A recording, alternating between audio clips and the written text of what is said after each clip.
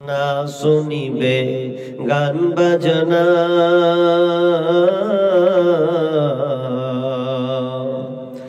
না দেখিবে যাত্রা সিনেমা, না শুনিবে গান বাজনা,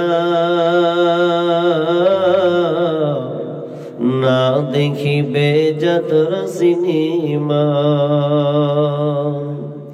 কাটবে না কেউ চুলের ডগা, ও কাটবে না কেউ চুলের ডগা, হাতে কাঁচি নিয়ে। তোমরা মুসলমানের মেয়ে, তোমরা মুসলমানের মেয়ে, তোমরা মুসলমানের মেয়ে, তোমরা মুসলমানের মেয়ে।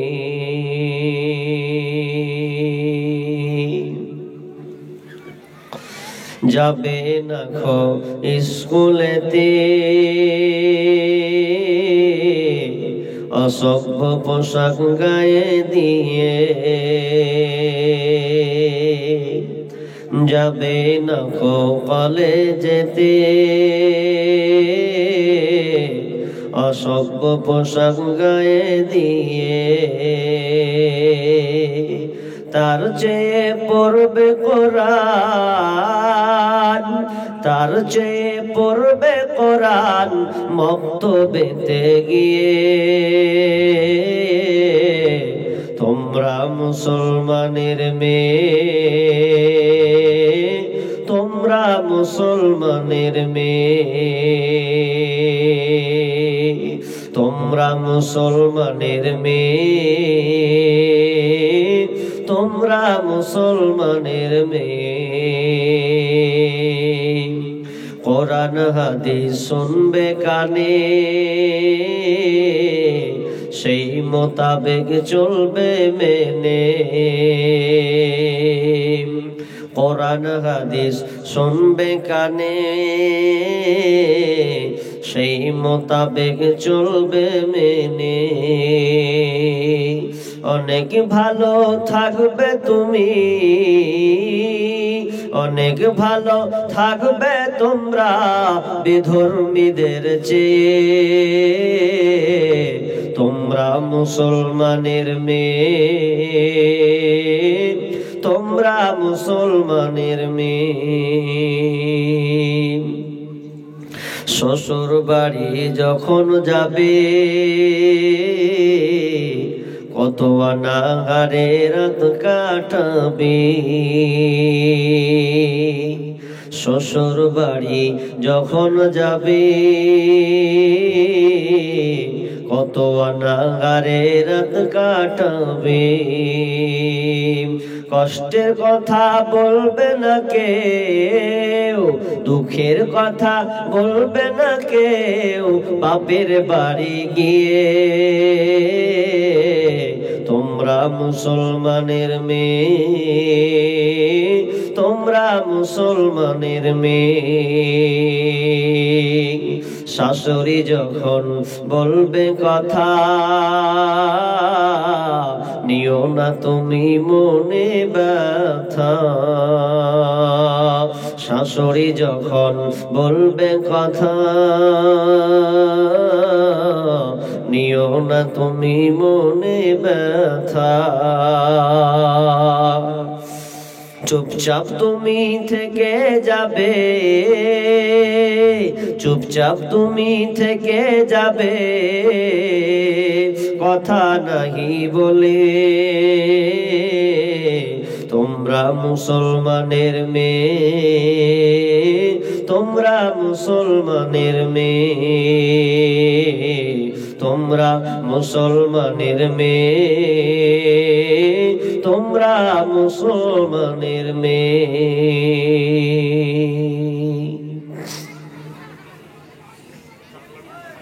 উপস্থিত সম্মানীয় সুযোগ্য আজকের চলমান জলসা স্বনামধন্য সভাপতি মঞ্চে উপবিষ্ট ওলামায়ে ইকরাম, দূর দূরান্ত থেকে আগত সম্মানীয় অতিথিবৃন্দ, আমার সম্মুখে বসে থাকা বিভিন্ন এলাকা থেকে ছুটে আসা ইসলাম দরদি ভাই সকল, ও পর্দার অন্তরালের প্রজেক্টের মাধ্যমে দেখনে ওলি সম্মানিতা মা ও বোনেরা, প্রথমে সেই মহান মনিবের দরবারে প্রশংসা করি যেই মহান মনিব আমাদেরকে একটি সুন্দর ব্যবস্থাপনা দিয়েছেন, যেখানে একমাত্র শুধু কোরআন ও হাদিসের আলোচনা হবে। যে আল্লাহ আমাদেরকে কবুল করেছেন সে আল্লাহ সুবহানাহু ওয়া তাআলার প্রশংসা করি, বলি আলহামদুলিল্লাহ। কি ভাই, জোরে বলি আলহামদুলিল্লাহ। অতঃপর শান্তি বর্ষিত হোক সকল নবীদের উপর, বিশেষ করে আমাদের শেষ নবী জনাবে মুহাম্মদুর রাসূলুল্লাহ। আমরা সকলে বলি সাল্লাল্লাহু আলাইহি ওয়াসাল্লাম। শিক্ষিত সুধী মণ্ডলী, আপনারা হয়তো অবগত আছেন বা পূর্বেই সভাপতি সাহেব এলান করেছেন বিষয়ের দিকে, যে বিষয়টা হচ্ছে ইসলামে পর্দার বিধান। তার মানে গুরুত্বপূর্ণ একটা বিষয়, আজকে বর্তমান প্রেক্ষাপটে খুবই গুরুত্বপূর্ণ একটা বিষয়। কেননা বর্তমান যান্ত্রিক সভ্যতার যুগ। আজকে আপনি দেখেন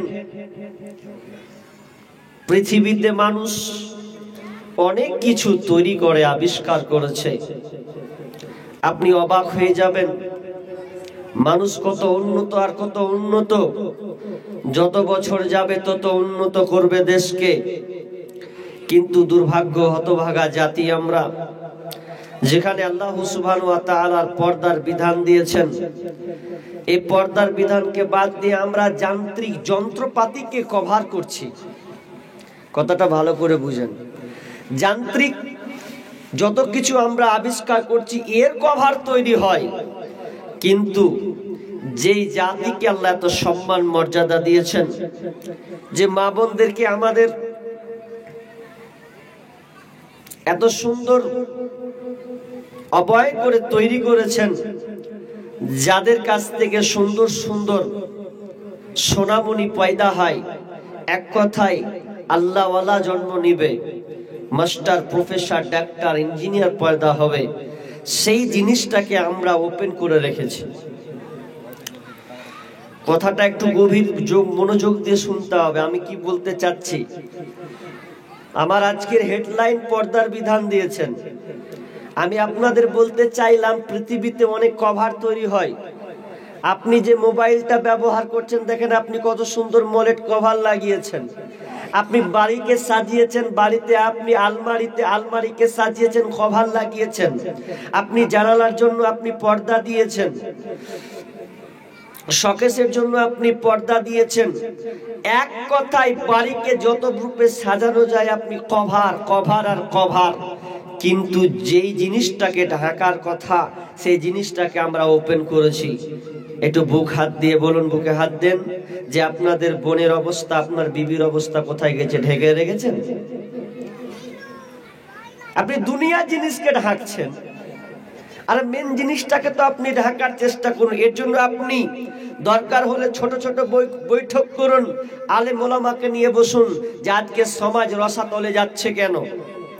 শোনেন, যতগুলো আপনি জেনা ব্যভিচারের ছয়লাভ আপনি দেখতে পাচ্ছেন, স্বামীকে রেখে স্ত্রী পালাই, বাপ মাকে বাদ দিয়ে কোর্ট ম্যারেজ করে বিয়ে করে নেয়, এর মূল কারণ যদি আপনি বের করতে চান, তাহলে এর মূল কারণ হচ্ছে পর্দা।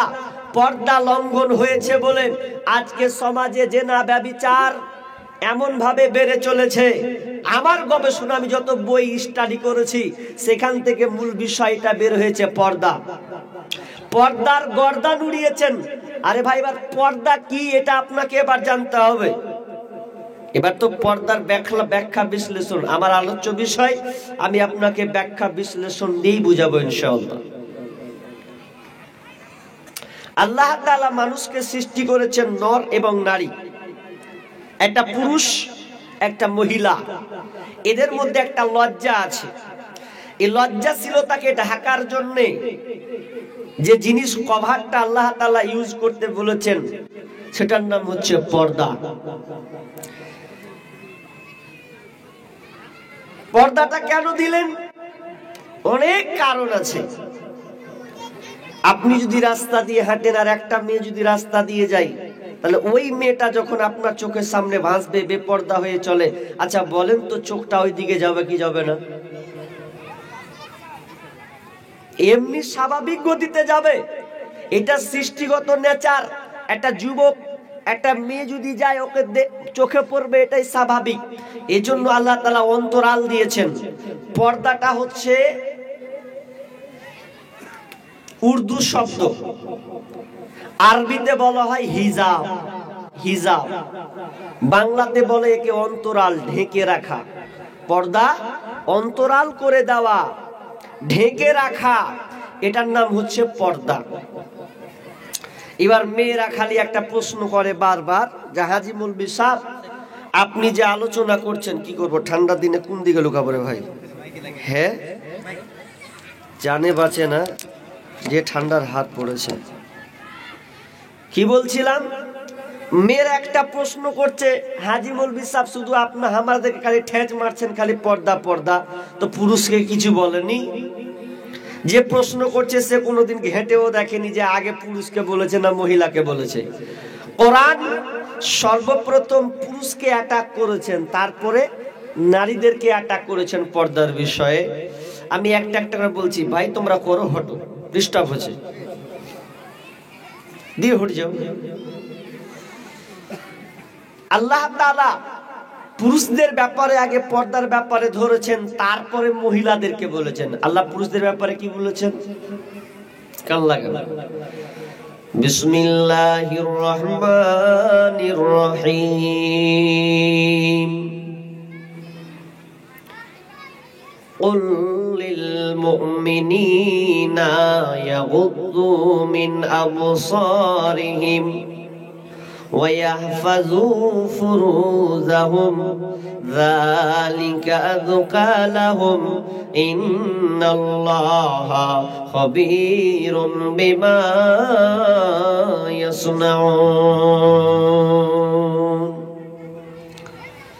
আল্লাহ সুবহানাহু ওয়া তাআলা নবীর মাধ্যমে নবীকে বলছেন, কুল নবী হে আপনি ওই মুমিন যারা, ওই মুমিনদেরকে আপনি, ঈমানদার ব্যক্তিদেরকে আপনি বলে দেন, কুল লিল মুমিনিনা ইয়াগুযু মিন আবসারিহিম, তারা যেন তাদের দৃষ্টিকে নতজানু করে নেয়, তারা যেন চক্ষুকে নিম্নগামী করে নেয়, ওয়া ইয়াহফাযু ফুরুজাহুম, এবং তারা যেন তাদের লজ্জা স্থানের হেফাজত করে। যালিকা আযকা লাহুম ইন্নাল্লাহা খাবীরুম বিমা ইয়াসনাউন, এটা তাদের জন্য ভালো হবে, এটা তাদের জন্য উত্তম পন্থা হবে। আর আল্লাহ তাআলা এ ব্যাপারে বেশি খবর রাখেন, আল্লাহ এ ব্যাপারে বেখবর নন। কান লাগান। দুইটি কথা। প্রথমে আল্লাহ অ্যাটাক করলেন পুরুষকে। পুরুষকে বলা হলো কি, যে তোমাদের চক্ষু নিচু করো, এক কথায় নিম্নগামী হয়ে যাও। নিম্নগামী তুমি কেন হবে? চক্ষু তোমার নিচে কেন যাবে? কেন তোমার চক্ষুটাকে নিচে নামাবে?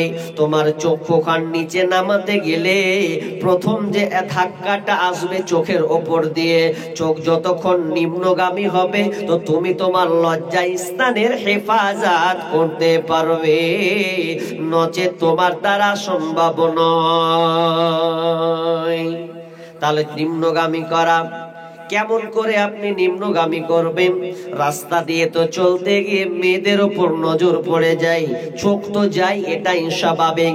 বিশ্বনবী আলীকে বলছেন, আলী রে, ইয়া আলী লা তুদবিন নাযারাতান নাযারা ফা ইন্না লাকাল উলা ওয়া লাইসাত লাকাল আখিরা। হে আলী, তুমি যখন রাস্তা দিয়ে যাবে রে, প্রথম যখন তোমার কোনো বেগানা নারীর দিকে যখন নজর চলে যাবে, প্রথমে যদি নজরটা চলে যায়, সঙ্গে সঙ্গে তুমি নিম্নগামী করে নাও। প্রথম চান্সে মেয়ের দিকে গেলে ওটা তোমার জন্য মাপ হবে। ফাইন্না লাকাল উলা, প্রথম চান্সে যদি তোমার নজর যায়, ওটা তোমার মাপ মাপ মাপ। ওয়ালাইসাত লাকাল আখিরা, কিন্তু দ্বিতীয় চান্স যদি আবার চলে যায় নজরটা, ওটা কিন্তু মাপ নয়। তার মানে আল্লাহ রাসূল আলীকে বললেন, আলী রে, আলীকে মানে সারা পৃথিবীর মানুষকে বলছেন, প্রথম চান্স যদি তোমার কোনো মেয়ের দিকে চলে যায়, তাহলে দ্বিতীয়বার আর দেখার সুযোগ করো না। ভালো করে পয়েন্টিং আপনাদেরকে এবার ধোলাই করছি। প্রথম দৃষ্টি আপনি নাম যদি চলে যায় কোনো বেগানা নারীকে দেখেইলেন, হতেই পারে, এটা স্বাভাবিক। যখনই একটা মেয়ের দিকে যাবে এটাই স্বাভাবিক। এটা আপনি বলছেন সাধারণ না, মৌলবি পর্যন্ত যাবে, আপনি মনে করিয়েন না। এই কথা বলতে বলতে একটা লোক বলছে, বন্ধুতে বন্ধুতে আলোচনা করছে, হবে তো মেয়ে দেখলে তোকে কেমন লাগে? তো কেমন লাগে? কেমন একটা লাগে, হ্যাঁ, মেয়ে দেখলে। আচ্ছা, একজন বলছে, খ্যাপা তুই, আমি মেয়ের দিকে তাকালে আমাকে কিছুই লাগে না, আমি ওগুলো মাইন্ডেই লি না, আমার মাথায় ওগুলো ধরবেই না। তো তিনজনের মধ্যে একজন বলছে, সারা তুই হিজড়া আছিস, তো ব্রেনে ওটা কুলাবে না। একটা মেয়ে অ্যাডাল্ট যদি 18-19 বছরের মেয়ে হয়, আর একটা মেয়ে অ্যাডাল্ট মেয়ে যদি যায়, তো একটা স্বাভাবিক গতি, এটা পৃথিবীর নেচার, এটা বৈশিষ্ট্য। আল্লাহ তাআলা কেন নিম্নগামী করতে বলেন, এখানে তো আপনাকে ভাবতে হবে। তো এটা দৃষ্টিকটু হবে, যাবে, কুধারণা আসবে। এই জন্য আলীকে বলছে, প্রথম চান্স দেখে যদি চলে যায় নজর, তো দ্বিতীয়বার আর দেখার চেষ্টা করিও না। তো এ বলতে বলতে বলতে বলছে, আর এক জায়গাতে একটা মওলানা বলছে যে তোমরা একবার যদি নজর চলে যায়, হয়তো তার বুঝা ভুল, ওই আলেমটা বক্তব্য দিতে যে বলছে যদি কোনো নজর চলে যায় মেয়ের দিকে, তো ওটা একবার দেখে নাও, অসুবিধা নাই, তো দ্বিতীয়বার দেখতে চেয়েও না। ওয়ারাই ওয়ারাই আবার তাফসির করছে ওই যুবকটি, বসে বসে ওয়ারাই চায়ের দোকানে যে তাফসির করছে, কি জানেন, হবে মৌলবি একবার দেখতে বলেছে। তার মানে ওরা বলতে চাইছে যে একবার দেখবো, তো একবারের বেশি তাকাতে পাবো না। তখন করছে একবার যখন কয়েছে জি ভরে একবারই তাকাবো, আর নামাবো না, পরে তখন নামাবো, এটা বলেছে। সঙ্গে সঙ্গে নজর পড়বে, সঙ্গে সঙ্গে নিচে নামিয়ে না, তুমি বেঁচে গেলে। মূল বিষয়টা বুঝা তোমাকে দরকার ছিল। তাহলে আল্লাহ সুবহানাহু ওয়া তাআলা প্রথম চান্সে যখনই কোনো বেগানা নারীর দিকে যাবে, সঙ্গে সঙ্গে নিম্নগামী হয়ে যাও। যখন তুমি তোমার চক্ষুটাকে নিম্নগামী করে নিবে রে, কি হলো এটা আবার? হ্যাঁ, এটা ফের দান নাকি? হ্যাঁ, তা 15 টাকা দিয়েছে, এটা কেটা ভাই? তুমি দিলাম, মাসা থাকলো, যা বসে যাও, যাও বসো। বেগানা বেগানা নারীর দিকে যখনই তোমার চোখ যাবে, তখন তুমি সঙ্গে সঙ্গে তোমার লজ্জা স্থানে হেফাজত তুমি করতে পারবে। আর একটা কথা বলবো, যে আবার দুভাগ করব। কি কথা? এখন কথার কথা, মৌলভী সাহেব, চেষ্টা অনেক করি গো, রাস্তায় হাঁটতে গিয়ে বেগানা নারীর দিকে চোখ চলে যায়, কিন্তু এবার দেখতে বাধ্য, দেখতে হচ্ছে। যা ওদের পোশাকের ঢং, যে সাইজের সেজে গুজে পোশাক পরে আজকে বর্তমানের খালা আর বোনরা, তো দেখতে তো বাধ্যই, দেখতে হচ্ছে। তো মৌলভী সাহেব বলেন না, উপায় নাই, কি করব, চোখটাকে নিম্নগামী করা যাবে না। তো একজন শিক্ষক ছাত্র শিক্ষককে বলছেন, স্যার আমাকে তো আপনি আমাদেরকে অনেক কিছু শিক্ষা দিচ্ছেন, শিখাচ্ছেন, তো এইটা আমাকে শিখিয়ে দিতে হবে। তো কি রে বেটা? তো বলছে যে মেয়ের দিকে চোখ চলে এসেছে বারবার, তো একে থামার জন্য কোনো ঔষধ আছে কিনা? তখন স্যার বলছে, বেটা অবশ্যই এর ঔষধ আছে, ঔষধটা কিন্তু সবার জন্য বলছে, কাজে লাগবে, কাজে লাগান। যদি আপনি আপনার চক্ষুকে হেফাজত করতে চান বেগানা নারী থেকে, জিনা ব্যভিচার থেকে যদি মুক্ত হতে চান, তাহলে এই উদাহরণটা খুবই ইম্পর্টেন্ট। কি ছাত্র শিক্ষককে বলছে, স্যার আপনি আমাকে এমন একটা পরামর্শ দেন, এমন একটা ঔষধ দেন, যাতে করে আমি নারীর দিকে দ্বিতীয়বার যেন আর কোনোদিন না তাকায়। স্যার বলছে আছে ঔষধ, কি করতে হবে? তুই এক কাজ কর, আমার জন্য দোকান থেকে 1 গ্লাস দুধ নিয়ে আসতে পারবি? এটা তো সোজা ব্যাপার, দোকান থেকে দুধ নিয়ে আসতে পারো, কোন ব্যাপার না, 1 গ্লাস নিয়ে আসবি, শর্ত লাগাবো। শোন, কি শর্ত? স্যার বলছে, শোন, তুই যখন আমার জন্য 1 গ্লাস ওষুধ দুধ নিয়ে আসবি, সাবধান, মারাত্মক তোকে ওসিয়ত করে দিলাম, শর্ত লাগিয়ে দিলাম। কি শর্ত? 1 কিলোমিটার কিংবা হাফ কিলোমিটার যে দোকানটা দূরে আছে, ওখান থেকে যে আমার জন্য 1 গ্লাস দুধ নিয়ে আসবে, আসার জন্য তোকে খবরদার, তো শর্ত হচ্ছে 1 ফোঁটাও যেন নিচে না পড়ে যায়, আর পুরো গিলাসে পূর্ণ পাবনা দুধ থাকবে। 1 গিলাস পূর্ণ, কম বেশি নয়, পূর্ণ ভর্তি হয়ে থাকবে, কিন্তু 1 ফোঁটাও যেন নিচে না পড়ে যায়। আর যদি নিচে পড়ে যায়, তাহলে তোর জন্য 2টা শাস্তি চাপানো হবে। প্রথম শাস্তি, তোকে 100 বার কান উঠা বসা করা লাগবে। যত ছাত্র ছাত্রী দেখতে পাচ্ছিস, এদের সামনে তোকে 100 বার উঠা বসা করতে হবে। শুধু তাই নয়, তোকে আবার 50 লাঠি পিটানো হবে। ভালো করে কান লাগান, উদাহরণটা যেমন তেমন মনে করিয়েন না। এইরকম শর্ত। ছেলে ভাবছে, আল্লাহ কি করি, এ শর্ত কঠিন। বলছে, হোক গা, যাবো, আমি নিয়ে চলে আসবো। এবার ওই ছেলেটা 1 গ্লাস দুধ নিল, দুধ আপনার কিনা দোকান গেল, দোকানদারকে বলছে, ভাই 1 গ্লাস দুধ দেন, স্যারের জন্য নিয়ে যাব। সাদা 1 গ্লাস দুধ নিয়ে আসছে, হাফ কিলোমিটার কিংবা 500 মিটার বা 1 কিলোমিটার যেই হোক না কেন, এই হাফ কিলোমিটার 500 মিটার যখন আপনার 100 মিটার যে হোক না কেন রাস্তা দিয়ে আসছে, আস্তে আস্তে আস্তে আস্তে আস্তে ধীরে ধীরে ধীরে ধীরে কদমে কদমে কদম ফেলে। এরপরে যখন স্যারের কাছে এসে বলছেন, স্যার লেন আপনার দুধ। তো স্যার বলছে, হ্যাঁ রে, একটুও পড়েনি রে, মাথা খারাপ, একটুও ফেলিনি, 1 ফোঁটাও পড়েনি। তো স্যার বলছে, কেন পড়েনি একটু বলে দে না, কেন পড়লো না একটু বুঝাতো আমাকে। কি ভেবেছিলি ওই সময় যে পড়লো না 1 ফোঁটা?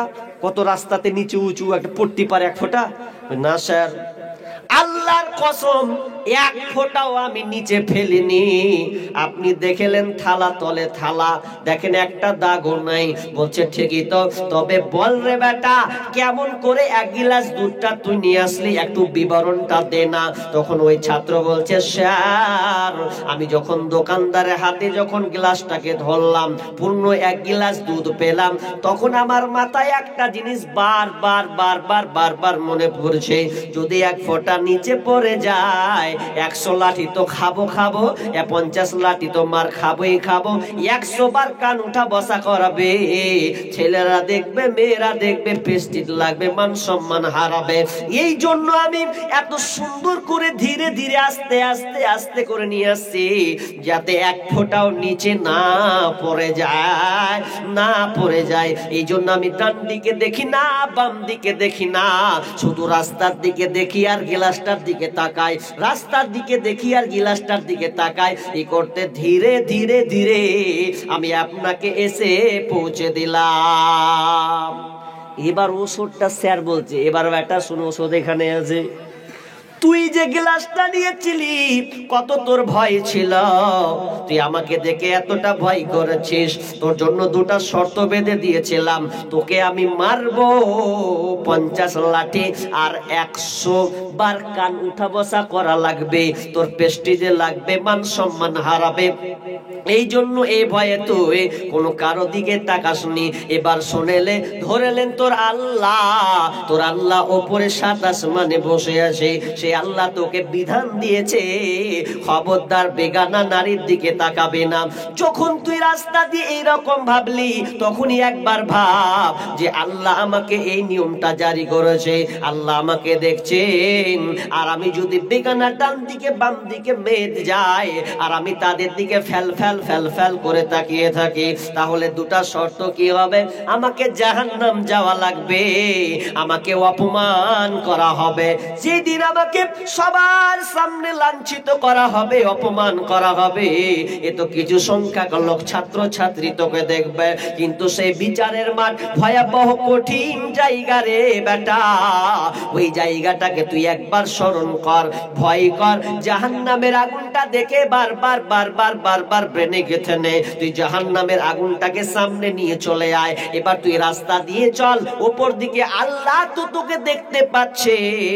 এই জাহান্নামটাকে অনুসরণ করে তার অপমান থেকে বাঁচানোর জন্য, জাহান্নামের আগুন থেকে বাঁচানোর জন্য তুই যদি রাস্তা দিয়ে ওই রকম চলিস, আমি 100তে 100 বলতে পারি তুই কোনো বেগানার নারীর দিকে তাকাবি না। বলেন কথা থেকে কি বুঝলেন আপনি?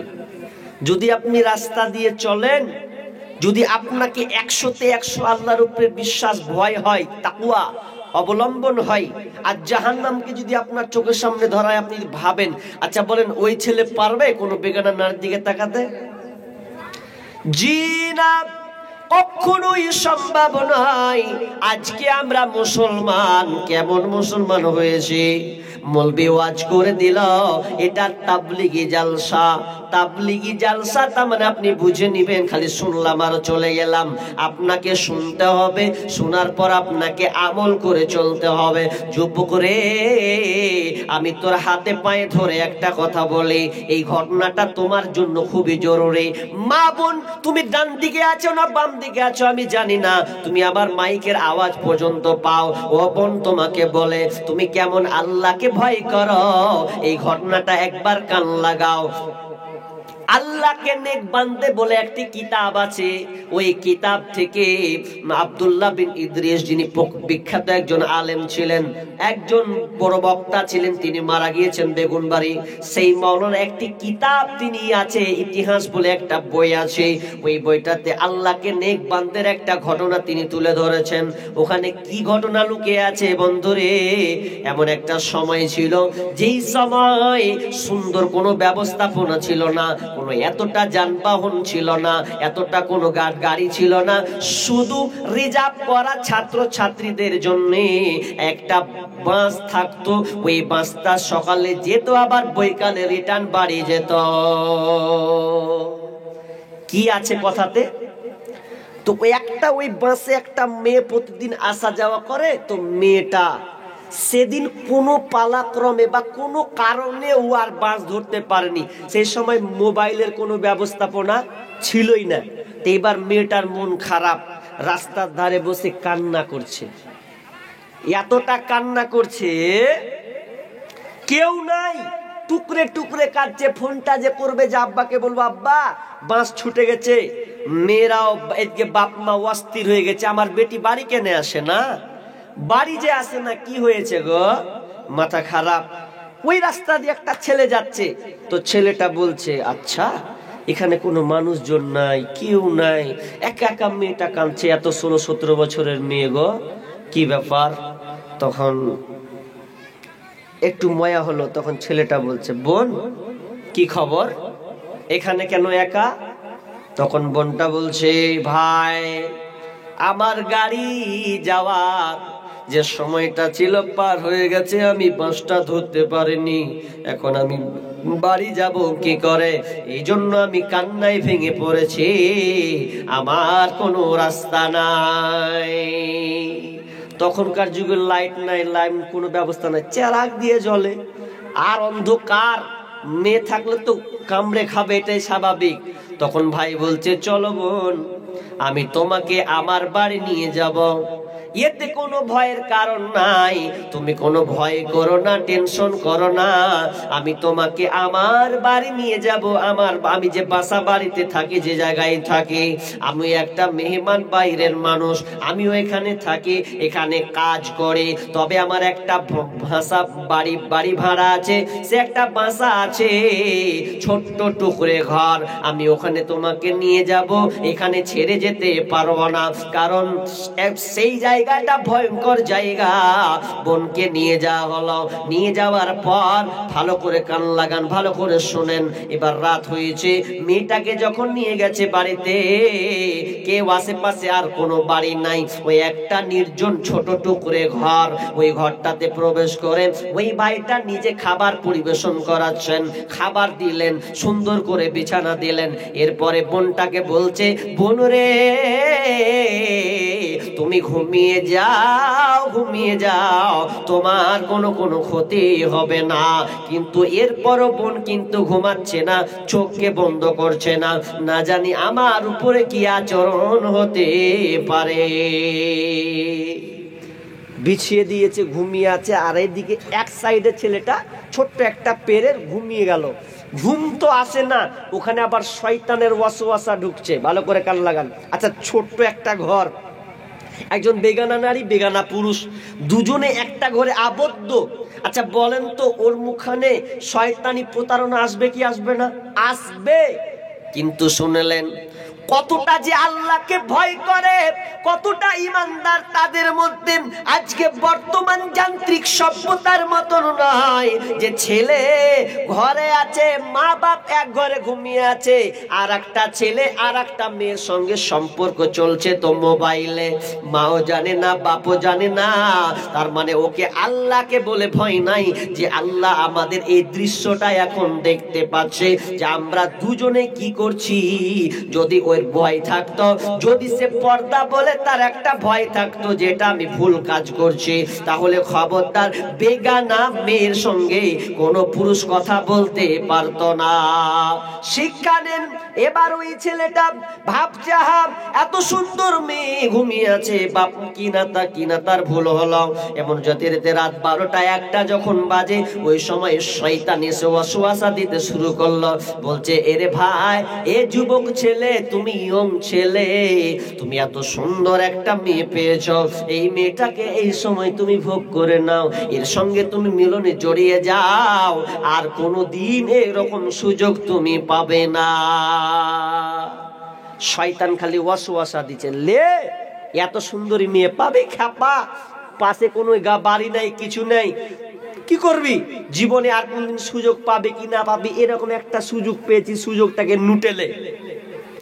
ছেলের মন মানে না, শয়তানি ওয়াসওয়াসা বারবার তার মধ্যে তাড়না দিচ্ছে।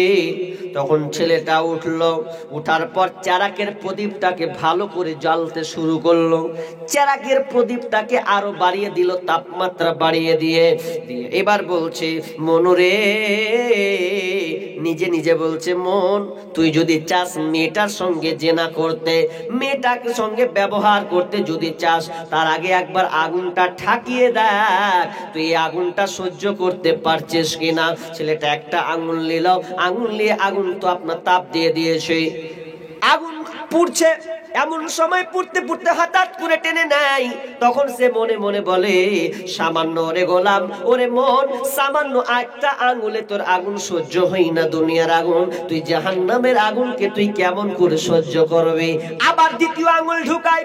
বারবার শয়তান বড় দুশমন, শয়তান কিন্তু আপনার পিছু ছাড়বে না, শয়তান বারবার ওয়াসওয়াসা দেয়, ভাই ওরে পাগল, এই মেয়েটাকে তুই হাতছাড়া করিস না।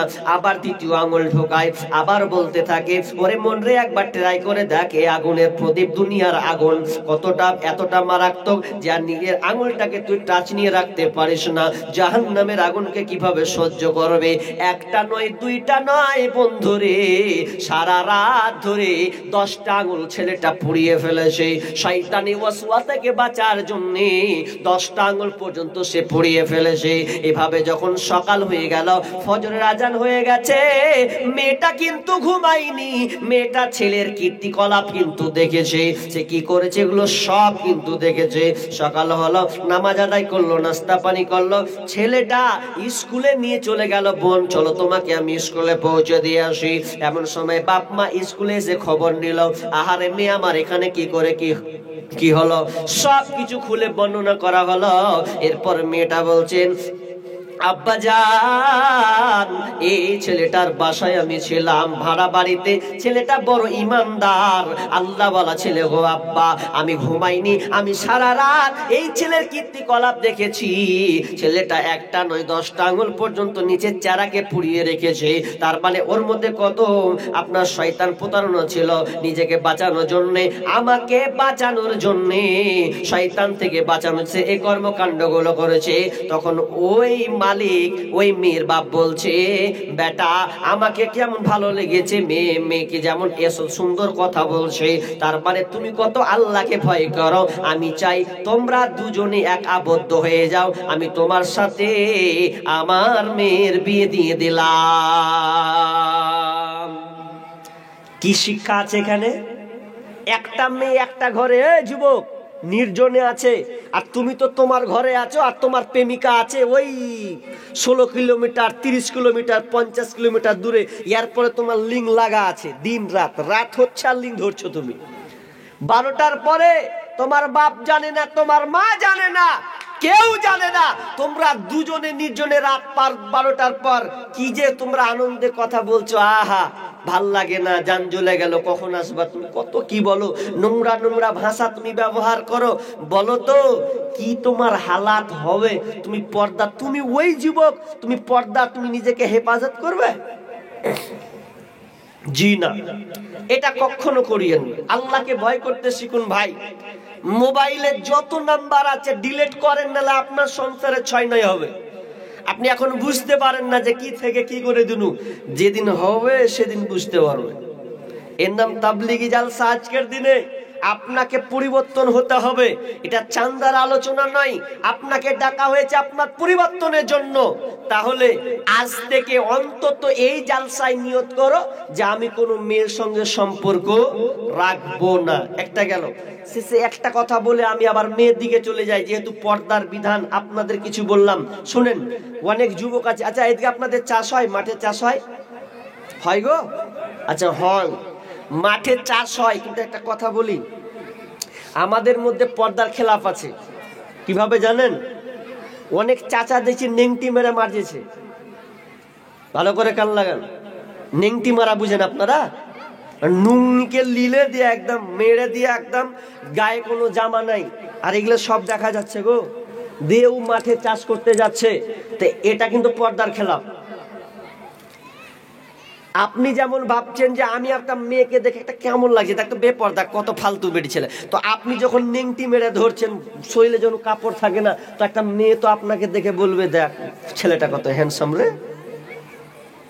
তা আপনি যে পর্দার 12টা বাজিয়েছেন, ওটা তো আপনাকে দেখতে হবে না, এটাও পর্দার খেলাফ। অনেক ছেলে আছে দেখেন হাফ প্যান্ট পরে ঘুরে বেড়ায়, আপনাদের এদিকে আছে হাফ প্যান্ট পরে, কত বড় লোকের বেটাও, অত তো মুসলমানের বাচ্চা, ও জানলো না যে আমি হাফ প্যান্ট পরে আছি, হাফ প্যান্ট পরা চলবে কি চলবে না, আলেমের কাছে কোনোদিন জানলো না। একটা হাফ প্যান্ট, একটা গেঞ্জি আর সিগারেট চলছেও। পর্দার খেলাফ। শুধু মেয়েদের পর্দা, তোমাকে পর্যন্ত পর্দা করতে হবে। এবার মেয়েদের ব্যাপারে কি বলছেন? বিসমিল্লাহির রহমানির রহিম। قل للمؤمنات يغضضن من أبصارهن ويحفظن فروجهن ولا يبدين زينتهن। ওহে নারীকুল, এবার তোমরা কান লাগাও। আল্লাহ তাআলা নবীকে বলছেন, নবী গো, নবী হে, আপনি মুমিনা নারীদেরকে বলে দেন, এই বার্তা তাদেরকে পৌঁছে দেন। কুল্লিল মুমিনাতি ইয়াগুযুদনা মিন আবসারিহিন্না, ওরা যেন তাদের চক্ষুকে নিম্নগামী করে নেয়, ওয়া ইয়াহফাজনা ফুরুজাহুন্না, এবং তারা যেন তাদের লজ্জা স্থানের হেফাজত করে। ওয়ালা ইবদিনা জিনাতাহুন্না, এবং তারা যেন তাদের জিনাতগুলোকে, সৌন্দর্যগুলোকে ঢেকে নেয়। ওয়াল ইয়াজরিবিনা বিখুইল্লা মা যাহারা মিনহা, তবে সাধারণ প্রকাশমান ছাড়া, সাধারণ প্রকাশমান ছাড়া, তার মানে যদি হাতের উপরটা যদি সাধারণভাবে খোলা যায় কোনো অসুবিধা হবে না। গাড়িতে চড়তে গিয়ে যদি একটু কাপড় সরে যায় কোনো অসুবিধা নাই, সেটা সাধারণ প্রকাশমান ছাড়া দরকার। বাকি তার ইজ্জত আব্রুকে, তার সৌন্দর্যকে যেন ঢেকে নাই। ইল্লা মা যাহারা মিনহা ওয়াল ইয়াজরিবিনা বিখুমুরিহিন্না আলা জুয়ুবিহিন্না, এবং তাদের যেন ওন্নাটাকে দলগেজ অর্থাৎ গলা থেকে নিয়ে তাদের জিনাত সৌন্দর্য যাগুলো আছে গলদেশ পর্যন্ত যেন সম্পূর্ণ তারা ঢেকে নেয়। তাহলে পুরুষ যেমন একটা নারীর দিকে তাকাবে না, নিম্নগামী হয়ে চলবে, তো নারীকেও আল্লাহ তাআলা বলছেন, নারী তুমি যখন রাস্তা দিয়ে যাবে তোমার চোখটাও যেন নিম্নগামী হয়, তুমিও কোনো বেগানা পুরুষের দিকে তাকাবে না। এটা গেল। আর লজ্জা স্থানের হেফাজত করবে। আর এক্সট্রার কথা কি, যে তোমার জিনাত সৌন্দর্য যেগুলো আছে ওগুলো তুমি তোমার কাপড় দিয়ে তুমি বইয়ে দাও, ঢেকে নাও। এবার এখানে শেষের বাক্যটা সেন্টেন্স নিয়ে একটু অনেক আলেম ওলামা মন্তব্য করেছেন, লেখালেখি করেছেন, অনেক কিছু বিষয়ে লেখা করেছেন। কেউ বলেছেন যদি মেয়েরা সম্পূর্ণ মুখটাকে খোলা রাখে, সবকিছু ঢেকে দিয়ে যদি মুখটা খোলা থাকে সমস্যা নাই, কিন্তু অনেক ওলামা আবার বলেছেন না, মুখটা পর্যন্ত আপনি ঢেকে নেন। কারণ মুখটা এমনই একটা জিনিস, একটা পুরুষ যখন একটা মুখের দিকে লক্ষ্য রাখবে তখন সে অনুভব করবে, কুমন্ত্রণা তার মধ্যে বিরাজ করবে, অনেক জিনিস ভাববে। চেহারাটাই তো মেন জিনিস, চেহারা দেখেই তো তার বডিকে নির্ণয় করবে। এই জন্য বলছে যে তা পারলে তোমরা সবচাইতে উত্তম হচ্ছে যে শুধু চোখটা খোলা রাখবে। চোখটা খুলো, মুখটাকে ঢেকে দাও, ব্যাস। এই রকম করে আপনাকে চলতে হবে। তো আপনাদের বর্তমান স্ত্রী যে আপনাদের বিবিগুলো আছে, আপনাদের বোনগুলো আছে, আচ্ছা বলেন তো আপনারা কিভাবে বের করেন বাড়ি থেকে? হারে এমন ভাবে বের হচ্ছে, আপনার বিবির যা পোশাক, স্টাইল, ধরন, শাড়ি পরছে তো আকর্ষণীয় শাড়ি, এত আকর্ষণীয় শাড়ি, আপনি যাচ্ছেন পর পুরুষ আপনার স্ত্রীর দিকে তাকাচ্ছে। আপনাকে বলবো পর্দার বিধান আব্দুল হামিদ আল মাদানির একটি বই, ওই বইটাতে একটা সুন্দর একটা কথা লিখেছেন। কথাটাতে কি আছে, এত মারাত্মক কথা যে আমরা তো মেয়েদের মুখ দেখাচ্ছি, বিবির মুখ দেখিয়ে ওপেন করে ঘুরিয়ে নিয়ে বেড়াচ্ছি। তো ওখানে একটা কথা আছে যে একটা স্বামী স্ত্রী বিবাহ করেছে, তো মোহরটা ছিল 300 দিরহাম কিংবা 500 দিরহাম। এই 500 দিরহামে বিয়ে হয়েছে। তখন স্বামী বিবি বলছে স্বামীকে, স্বামী আমি আপনার সঙ্গে চুক্তি আবদ্ধ, মোহর হয়েছে 500 দিরহাম। তখন স্বামী বলছে ধুর খেপি, 200 দিরহাম, তুই ভুল বলছিস। স্ত্রী বলছে আমি নিজের কানে শুনলাম 500 দিরহামে বিয়ে করেছো, আর এখন বলছো 200 দিরহাম, তো এখানে ভেজাল আছে না। তো বলছে আমি কোর্টে এই কাজী সাহেবকে বলবো, সাক্ষী নিয়ে আসবো, সাক্ষী দুটা ছিল আগে দেখাবো। বলছে কর। তখন ওই মেয়েটা সাক্ষী দুটা ডাকছে যে উমুক উমুক সাক্ষী ছিল আমার বিয়েতে, ওরাকে ডাকা হোক। 500 দিরহামে আমার স্বামী বিয়ে করেছে আর নাকচ করছে 200 দিরহাম। কি কথা? এবার ওই দুটা সাক্ষী যারা ছিল তাদেরকে ডাকা হলো। ডাকার পর বলছে ও তোমরা তো এই মেয়েটার সাক্ষী ছিলে, বিবাহতে দুজন সাক্ষী, তো সেদিন তো 500 দিরহামে মোহর হিসাবে বিবাহ করা হয়েছিল, তো বলো তো সেটা ঠিক না ভুল, 200 না 500? তখন ওই সাক্ষী দুটা বলছে হাজিম কাজী সাহেব আমরা সাক্ষী দেব ঠিক আছে, তো আগে জানবো মেয়েটা কোনটা, মেয়েটার মুখ দেখবো, তারপরে আমরা সাক্ষী প্রদান করব। মুখ দেখবে তারপরে সাক্ষী প্রদান করবে যে ঠিক না বেঠিক। তো যখনই বলা হলো যে ওই মেয়েটার মুখখান দেখবো, শুধু মুখ কি ছিল রে ভাই, মুখটা দেখবো, তো ওখানটা ওর গায়ে লেগেছে কার? তো স্বামীর। তখন স্বামী কি বলছে, খবরদার খবরদার না, এটা কখনোই হতে দেব না। আমার বিবির মুখ পর পুরুষ দেখবে, এটা কখনোই হতে পারে না। বিবি রে খবরদার, এ কটা টাকার জন্য তোর মুখটাকে তুই দেখাস না, বরং আমি কথা দিলাম, আমি মেনে নিলাম, আমি 500 দিরহাম দিয়ে তোকে আমি বিয়ে করেছি, এটা আমি মেনে নিলাম। তবে আমি চাই খবরদার খবরদার না বিবি রে, খবরদার তুই নিজের মুখখানটা ওদেরকে দেখাবি না, এটা আমি সহ্য করতে পারবো না। যে আমি তোকে 500 দিরহামই দেব, এটা আমি স্বীকার করলাম।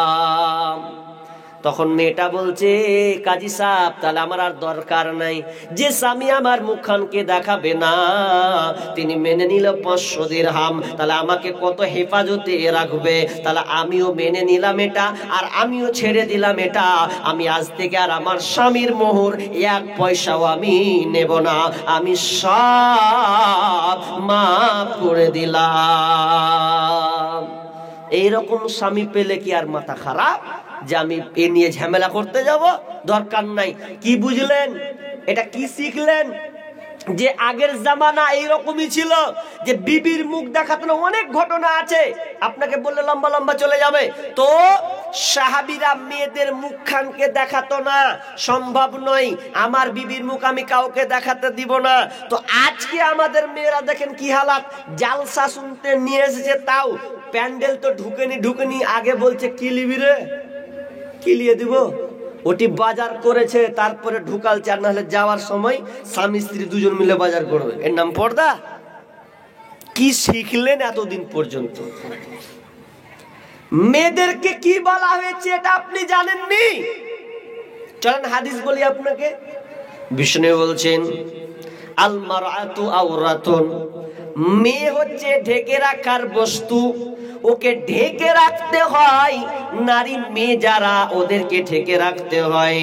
আল মারআতু আওরাতুন ফাইদা খরাজাত ইস্তাশরাফাহা শাইতান, যখন কোনো একটা মেয়ে যখন বাড়ি থেকে বের হয়, তখন পুরুষের চোখে শয়তান সুসজ্জিত করে দেখায়, তাকে সৌন্দর্য হিসাবে দেখায়। এই জন্য বিষ্ণু বলছেন, মেয়ে হচ্ছে ঢেকে রাখার বস্তু রে, ওকে ঢেকে রেখে দাও, খবরদার না, ওকে ওপেন করা যাবে না। কিন্তু ওপেন তো দূরের কথা, হায় আল্লাহ, এখন মার্কেট মেয়েও বাজার করে, মেয়েও কেনাকাটা করে, আছে না নাই আপনার দিকে? মেয়েরা পর্যন্ত কেনাকাটা করছে। স্ত্রী স্বামীকে বলছে, তোমার কেনাকাটা ভালো পছন্দ হয় না, আমি যাবো লিব। মেয়ে বলছে, আব্বা টাকা দিয়ে দাও, শপিং মল যাব, নিজে বাজার করব। তার মানে আপনি দায়ুস। তাই কথা বুঝেননি? দায়ুস, আপনি অক্ষম ব্যক্তি। আর দায়ুসের দ্বারাই সম্ভব।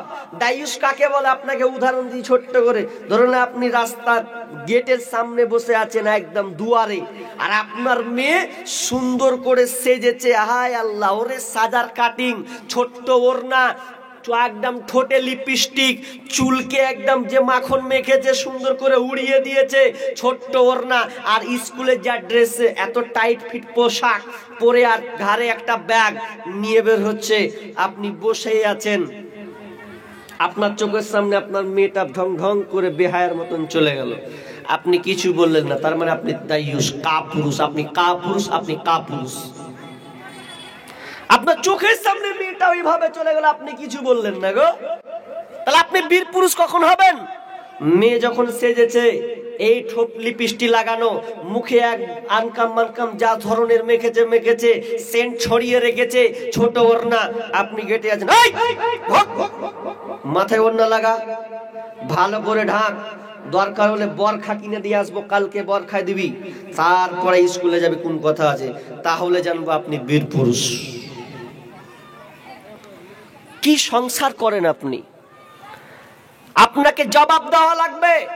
আপনি এখন জালসা শুনছেন, এই কটা লোক, আল্লাহর কসম করে বলছি, কথাটা ভালো করে কান্দে লাগান, এ সবটি লোক বসে আছেন, আলোচনা শুনছেন। আল্লাহ না করুক আপনার মেয়ে না বোন হয়তো মার্কেটে আছে, ঘুরছে, এখানে আপনি নেকি নিচ্ছেন আর ওখানে মাইনাস করছে, কি লাভ হলো? এই মেলাটা হলো কেন? দেখেন ছেলের চাইতে মেয়েরা বেশি আছে। কে ওটা? কে ঠেকাবে ওকে? আপনি ঠেকাবেন না? আপনি নেকির জন্য তো এখানে এসেছেন, কি বলেন, ঠিক না ভুল? নেকির জন্য এসেছেন, তো আপনি নেকি কামাতে গিয়ে আপনার গুনাহটাই যে বেশি হচ্ছে গো। আপনার বেচোদ্দার তাকান না, দেখেন আপনার মেয়েগুলা, ছি ছি ছি ছি, জি না।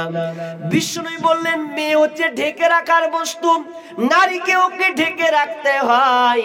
কিন্তু আজকালকের আমরা মুসলমান নারীদেরকে আমরা ঢাকতে শিখলাম না। আমি আগে উদাহরণটা দিয়েছিলাম, পৃথিবীর সব যান্ত্রিক সভ্যতা আজকে ঢাকতে শিখেছে, বিভিন্ন সবকিছু ঢাকতে শিখেছেন, কিন্তু প্রকৃত যে জিনিসটাকে ঢাকা দরকার ওইটাকে আপনি ওপেন করে রেখেছেন। মা বোন, আর আপনারাও মনে করছেন যা তা পেয়ে নিলাম, মানে পেয়ে নিলাম নাকি?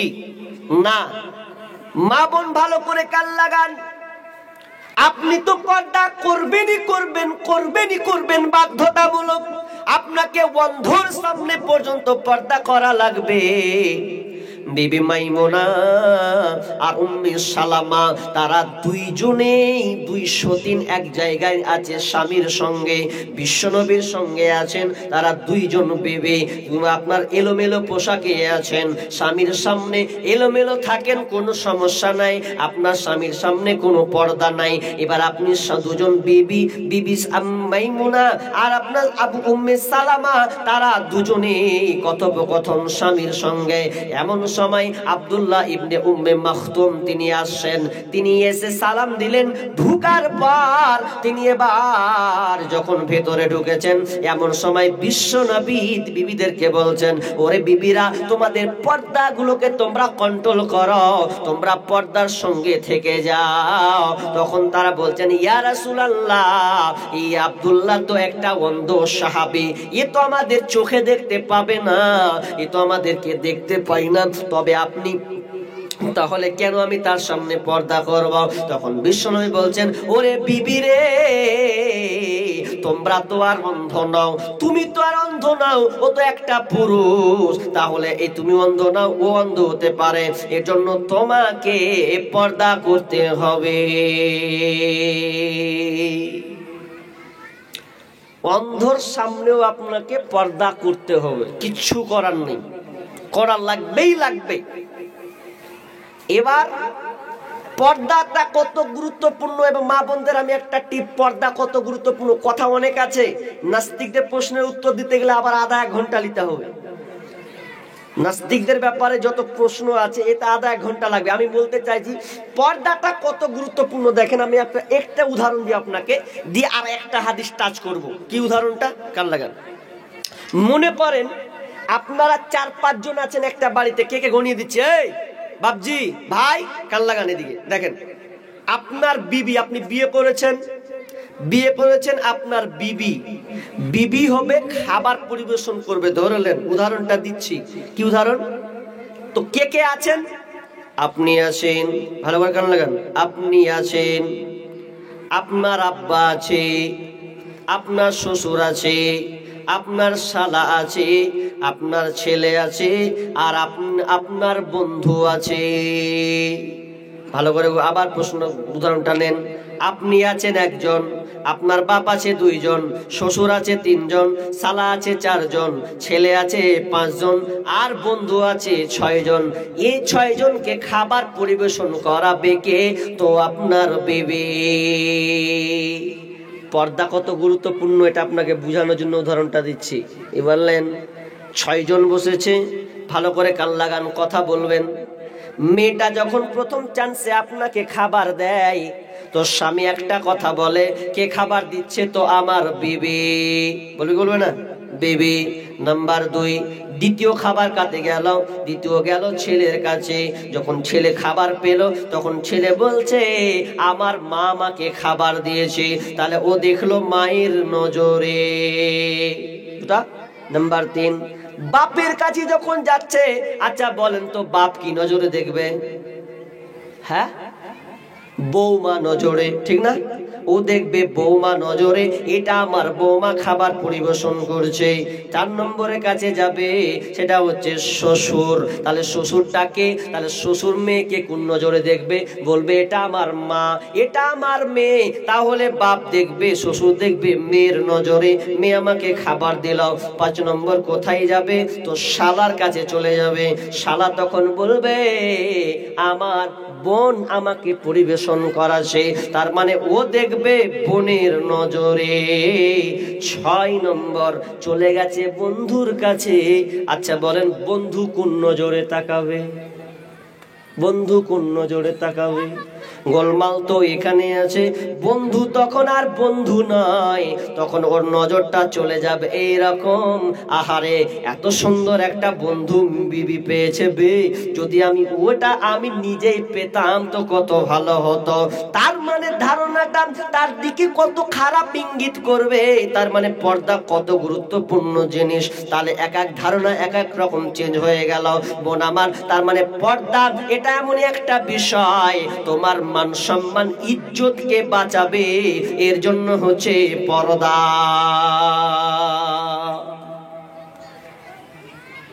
এর নাম হচ্ছে পর্দা। আরেকটা কথা বলি মা বোন, ভালো করে কান লাগান। পৃথিবীতে অনেক ইবাদত আছে, পৃথিবীতে অনেক ইবাদত আছে, যেমন নামাজ, রোজা, হজ, যাকাত। আপনি নামাজ পড়েন 5 ওয়াক্ত, কিন্তু নামাজ যখন 5 ওয়াক্ত নামাজ পড়েন তো পড়ার পরে কোনো ক্রমে এক ছুটে যায়, ছুটে কি ছুটে না? কথা বলেন না জি? ছুটে, ছুটে যাওয়া কি করেন? কাজা আদায় করেন কি করেন না? করেন তো। ধরে না আপনি ফজরের নামাজ পড়তে পারেননি, সকাল করে দিয়েছেন, এটা পড়া যাবে কি যাবে না? যাবে। আচ্ছা রোজা রাখতে পারলেন না, কোনো ক্রমে পরে রাখা যাবে কি যাবে না? যাবে। এবার বলেন তো, পর্দা 22 বছর ধরেও মেয়েটা করলো না, এখন ও কাজা কি করে আদায় করবে? কথাটা গুরুত্বপূর্ণ, আপনি যেমন তেমন নিন। নামাজ ছুটে গেলে কাজা করা যায়, রোজা ছুটে গেলে কাজা করা যায়, 10 দিন পর দান না করতে পারলে 20 দিন পর দান করা যায়। কিন্তু বোন রে, তোমাকে বারবার বলছি, এখনো সতর্ক হও। তুমি যদি মনে করো আমি বিয়ের আগে পর্যন্ত আমার আব্রু ইজ্জতকে আমি পরপুরুষকে দেখাবো, স্কুল কলেজে পার করে দিব, সময়টা আনন্দ উল্লাসে কাটিয়ে দেব, জিনাতে কাটিয়ে দেব, চেহারা পরপুরুষকে দেখে কাটিয়ে দেব, তাহলে শুনে লাও, যেদিন তোমার ধ্যান ভাঙবে, যেদিন তুমি আফসোস করবে আহারে কেন আমি 20 বছর ধরে এটা করতে গেলাম। মনে করুন একটা ছেলে একটা মেয়ের দিকে তাকালো, কিন্তু মেয়েটা ভালো হয়ে গেছে, পর্দার সঙ্গে হয়ে গেছে। বর্তমানে একটা মেয়ে নাম আছে অ্যানি খান, একজন আছে সানা, 2 জন মেয়ে ইসলাম গ্রহণ করেছে, আপনারা দেখবেন বিয়েও করেছে। কিন্তু ওরা কারা? ওরা হচ্ছে নায়িকা, একজন হচ্ছে গায়িকা, একটা হচ্ছে নায়িকা, একটা হচ্ছে গায়িকা। তো ওরা যে ইসলাম গ্রহণ করলো, আমি কথাটা ভাবি যে ওরা যে ইসলাম গ্রহণ করলো এতদিন পর বুঝলো, তো আচ্ছা বুঝলো ঠিক, তো ওদের যে ভিডিওগুলা, ওদের যে চেহারাগুলো তো কোনোদিন মিটলো না, থেকেই গেল, সবাই দেখতে পাবে। এখন ইসলাম গ্রহণ করলো, তো আগের যে 22 বছরের জিন্দেগি, 25 বছরের জিন্দেগি, ও যে এই বেগানা হয়ে চলেছে, তো ওই ভিডিওগুলো তো এখনো আছে। কথার কথা, আমি একটা মেয়েকে দেখলাম, মেয়েটা বাহ কত সুন্দর রে, এত সুন্দর। আর ওই মেয়েটা যদি 5 বছর পর পর্দার সঙ্গে আসে, তা বলবে হ্যাঁ রে তুই এরকম ছিলি রে, তোর সেওটা এরকম ছিল, তোর মুখটা এরকম ছিল। কিছু বলবেন? কথা বলছি কি, মেয়ে ছেলেকে একটু আগে রাখো, হ্যাঁ, বেটে ছেলেকে একটু আগে রাখো। আচ্ছা আচ্ছা, ও আচ্ছা আচ্ছা আচ্ছা, ঠিকই বলেছে। মা বোন আপনারা যারা আছেন একটু সামনে আগিয়ে আসেন, 2 দিকে পর্দা, 2 দিকে আছে নাকি? এদিকে আছে। মা বোন আল্লাহর হস্তে আপনারা একটু আগিয়ে আসেন, চেপে চেপে বসেন। দেখেন আপনাদেরই মা বোন পিছনে হয়তো দাঁড়িয়ে আছে, জায়গা পাচ্ছে না। আপনারা দেখেন আপনাদের সামনে জায়গা অনেক ফাঁকা আছে, একটু আগিয়ে গুছিয়ে বসুন, এবং পরে যারা আসবে তাদের বসার একটু ব্যবস্থা করে দিন। কি বলছিলাম? তাহলে এটা এমনই একটা পর্দা মা বোন, আমরা অনেক মেয়ে বলি বিয়ের আগে আনন্দ উল্লাস করে নি, তারপর দেখা যাবে স্বামীর সংসার করব, কিন্তু না, তোমার ইজ্জত আব্রু যারা দেখেছে তারা যদি 5 বছর পর তোমাকে দেখে, তাও বলবে হ্যাঁ রে তোর চেহারা এরকম ছিল রে, তুই এরকম করে ঘুরে বেড়াতি, কত নোংরা জিনিস। এই জন্য পর্দা এত গুরুত্বপূর্ণ জিনিস। আজকের মা বোন আমরা পর্দা করতে শিখলাম না, পর্দা করতে শিখলাম না। হায় হায় হায়, আমরা পর্দার গর্দান পর্যন্ত উড়িয়ে দিয়েছি। আজকে বর্তমান যান্ত্রিক সভ্যতার যুগে, মডার্নিং যুগে তার একটা স্লোগান বের করেছে, আমাদের দেহ আমাদের মন, বাধা দিবে কেন অন্যজন, আমরা নারী আমরা স্বাধীন, আমরা স্বাধীন আমরা নারী, যা ইচ্ছা তা করতে পারি, স্বামীর কথা শুনবো না, ইসলামের কথা শুনবো না, বদ্ধ ঘরে থাকবো না, আমাদের দেহ আমাদের মন, বাধা দিবে কেন অন্যজন। আচ্ছা, এই স্লোগানে ও টিকবে কয়দিন? ও জানলো না মেয়েদের মর্যাদা, পর্দা দিয়ে তাদের ইজ্জতে আব্রু নষ্ট হয়েছে। আহা, আর একটা কথা বলি, মেয়ে ঢেকে রাখার বস্তু, হাদিস আরো দুটা আছে, তবে এটা শেষ করে বিদায় নিব। কি বলছিলাম? মেয়ে হচ্ছে ঢেকে রাখার বস্তু, কিন্তু বর্তমান আজকে একটা ফ্যাশনে দাঁড়িয়েছে পর্দা। পর্দা একটা ফ্যাশন হয়েছে না হয়নি? কথা বলবেন আপনারা। পর্দা এখন বর্তমানে একটা ফ্যাশন হয়ে গেছে। কেমন ফ্যাশন? আজকালকের মা বোনে যে পর্দা গো, টাইট ফিট পর্দা, বরখা পড়ছে, পরে না? পড়ছে তো পড়ছে। আমি শামসিতে না হয় এবার না হলে 15 বার নেমেছি, শামসি স্টেশনে না হয় 15 বার নেমেছি এই বছর, গত বছর না, এই বছরের কথা বলছি।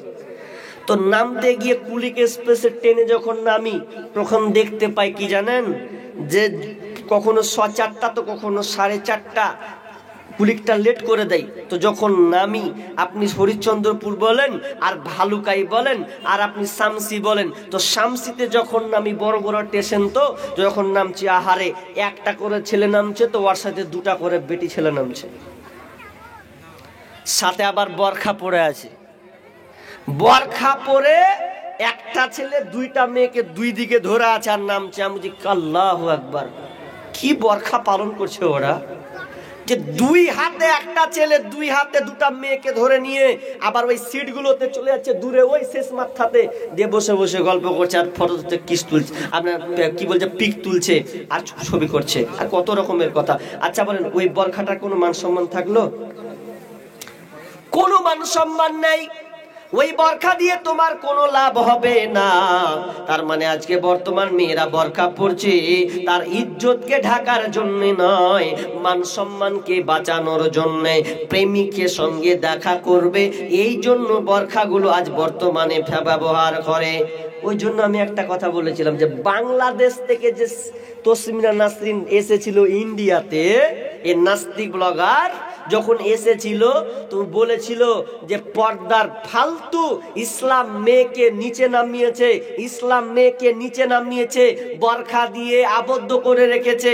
সেই মেয়েটাই যখন প্রথম ভারত যখন আসে, বাংলাদেশ ছেড়ে দিয়ে মারের পিটের ভয়ে ওকে জুত্তা পিটা করে যখন মারছিল, তখন ও পালাবে কি করে? তখন ওই তসলিমা নাসরিন বরখা নিয়েছিল, বরখা ঢাকবে এই জন্যে। তো ঢেকে বরখা পরে ও ইন্ডিয়ান কলকাতার দিকে রওনা দিয়েছিল। তো বরখা মুখ সম্পূর্ণ ঢেকে সে কলকাতার মাটিতে পা দিয়েছিল। তো আমি মনে করি যে তসলিমা নাসরিনের বরখা পরা আর আপনার বেটির বরখা পরা একই, কোনো পার্থক্য নাই। ও পরেছে লাত খাওয়া বাঁচানোর জন্য, আর আপনার মেয়ে বরখা পরেছে ও প্রেমিককে আপনাকে আপনার কাছ থেকে আর হওয়ার জন্য ও বরখা পরেছে। কি দরকার আছে বরখা? না, বরখা আমরা এখনো বুঝতে শিখলাম না, জানতে শিখলাম না। এবার হাদিসের দিকে চলেন মা বোন। যখন আল্লাহ রাসূল যখন মারা যায়, বিশ্বনবী যখন মারা যান, শেষ মুহূর্তে মরবেন, এই সময় একটু আগে মা ফাতেমা রাদিয়াল্লাহু তাআলা আনহাকে বলছেন, ফাতেমা, এ আমার মা, তুই কাছে আয়। কাছে এসে কানে কানে কয়েকটি যেন কথা বলছেন। ফাতেমা রাদিয়াল্লাহু তাআলা আনহা খুব কান্নাকানি করছেন। কাছে গিয়ে ডাকলেন, ওরে ফাতেমা, কান্না করিস না, খবরদার কানবি না, কানবি না, খবরদার কানবি না। আমি তোকে মেসেজ দিলাম রে, আমি যখন মারা যাব, খুব বেশি নয়, আমি মারা যাব, তুই 6 মাস পরে তোর মৃত্যুবরণ হবে। মেসেজটা বার্তা দিচ্ছেন। তো এ করতে করতে করতে আব্বা মারা গিয়েছেন, সময় কানিয়ে আসছে, 1 মাস 2 মাস 3 মাস 4 মাস 5 মাস ঘনিয়ে আসছে। তো তার নানি আসমা বিনতে উমাইশ, তার নানি ফাতেমার নানি নাম হচ্ছে আসমা বিনতে উমাইস। তো আসমা বিনতে উমাইস একদিন বলছে, বুবু একটা হিজরতের গল্প বলবো, শুনবি? বলেন। কি হিজরতের গল্প? তোর আব্বার গল্প আমি তোকে শোনাবো। আব্বার গল্পটা এইরকম যে তোর আব্বা বিশ্বনবী মক্কা থেকে মদিনায় হিজরত করেছেন। কত কষ্টের উপরে কষ্ট, কি সেই একদম ভয়াবহ ঘটনা। বিশ্ব নবীকে তারা এত প্রহার করতো, এত মারতো, তার পিঠের উপরে ভুঁড়ি পর্যন্ত চাপাতো। শুধু তাই নয়, মাথাম চাদর দিয়ে, আপনার গামছা দিয়ে মাথা ঢেকে দিয়েছে, আছাড় মেরে দিত, এতটা নির্মম অত্যাচার চালাতো। আর এই আল্লাহর অর্ডারে মক্কা থেকে মদিনায় এসেছেন, এত কষ্ট এরকম সেই রকম। যখনই আসমা বিনতে উমাইস তার নানি ফাতেমাকে যখন এই কথাগুলো শোনাচ্ছেন, শুনতে শুনতে শুনতে এক পর্যায়ে ফাতেমার মনটা খুব খারাপ হয়ে গেছে, ভারাক্রান্ত মন হয়ে গেছে, আর শুনতে যেন ইচ্ছা হয় না, কেমন যেন টেনশনে পড়ে গেছে। আসমা বলছে, নানি রে, ওরে বুবু রে, কেন তুই হঠাৎ করে তোর মনটা কেন ভেঙে গেল, অন্যদিকে কেন তোর মন চলে গেল? তখন বলছে, নানি আর আমাকে ভালো লাগে না, আমার চোখ দিয়ে এখন পানি টপ টপ করে পড়ে। বলছে, কেন? আমি তো তোর আব্বার গল্প শোনাচ্ছিলাম, হঠাৎ করে কেন তোর চোখ দিয়ে পানি? তখন মা ফাতেমা রাদিয়াল্লাহু তাআলা বলছেন, বুবু রে, আমার আব্বা আমার কানে কানে বলে গেছে, ও বেটি রে, আমার 6 মাস পর তোর মৃত্যু হবে। এই জন্য তিনি কি করলেন? মৃত্যু হবে, আমার সময় কাছে এসেছে গো নানি, আমি আর বাঁচবো না, কয়টা দিন আছে। কিন্তু হঠাৎ করে আমার মনে পড়ে গেল, নানি আমি যে মারা যাব, তো আমার দেহটা কেমন থাকবে, মানুষ তো সব জেনে ফেলবে, সবাই তো জানতে পারবে। নানি আমি যেদিন মারা যাব, আমার ইজ্জতকে, আমার শরীরকে তো আমি ঢাকতে পারবো না, এটা তো কখনোই সম্ভব নয়। আমি এখন বেঁচে আছি, কত সুন্দর করে আমার শরীরকে হেফাজত করে আছে, কিন্তু যেদিন মারা যাব সেদিন তো কেউ আমাকে ঢাকবে না, হয়তো নাও ঢাকতে পারে, কিন্তু সেদিন সবাই আসবে, ফাতেমাকে দেখতে আসবে। তখন মানুষ জেনে যাবে ফাতেমা 4 ফুট লম্বা, 5 ফুট লম্বা, 3 ফুট লম্বা, এরকম তো মানুষ জেনে যাবে। শুধু তাই নয়, মানুষ আসলে বলবে ফাতেমা এতটা মোটা।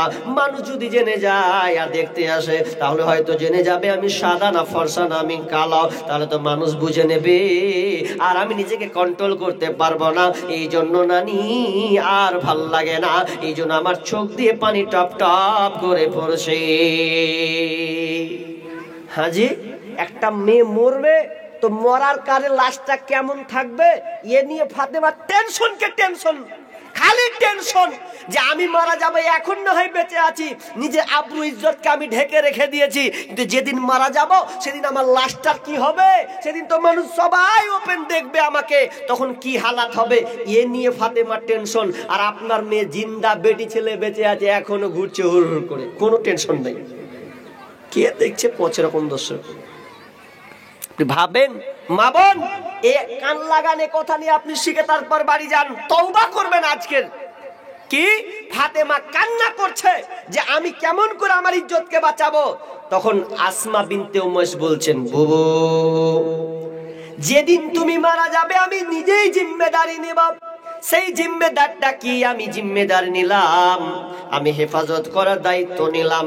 তুমি যেদিন মারা যাবে, যদি আল্লাহ আমাকে বাঁচিয়ে রাখে, তাহলে আমার দায়িত্ব হচ্ছে যেদিন তুমি মারা যাবে সেদিন তোমাকে আমি এত সুন্দর করে ঢেকে দেব, কেউ তোমাকে দেখতে পাবে না। শুধু তাই নয়, 4টা গম্বুজ চারদিকে টেঙে দেব, টেঙে গিয়ে দিয়ে বড় করে একটা পর্দা দিয়ে দেব। তোমার চ্যাপটা লম্বা মোটা কোনো কিছু উপায় থাকবে না। এখনো দেখবেন ছেলে আর মেয়েদের পার্থক্য করার জন্য আরবে এখনো দেখতে পাবেন মেয়েদেরকে যখন লাশ বের করানো হয় তখন বড় পর্দা দিয়ে 4 কোণা দিয়ে সম্পূর্ণ ঢেকে রেখে দেওয়া হয়, যাতে কোনোভাবে বোঝা না যায়। তো আসমা বিনতে উমাইস ওই রকম করে 4টা গম্বুজ দিয়ে, ওরে বুবু রে আর কান্না করিস না, আমি তোকে 4টা গম্বুজ দিয়ে এমন ভাবে পুঁতে দেব কেউ তোকে বুঝতে পারবে না। যখন এই কথা বলে পর্দাওয়ালা তখন হাসি হাসি মুখে বলছেন, ওগো বুবু, ও আমার নানি, আল্লাহ যেন আপনাকে এই রকমই হেফাজত করে।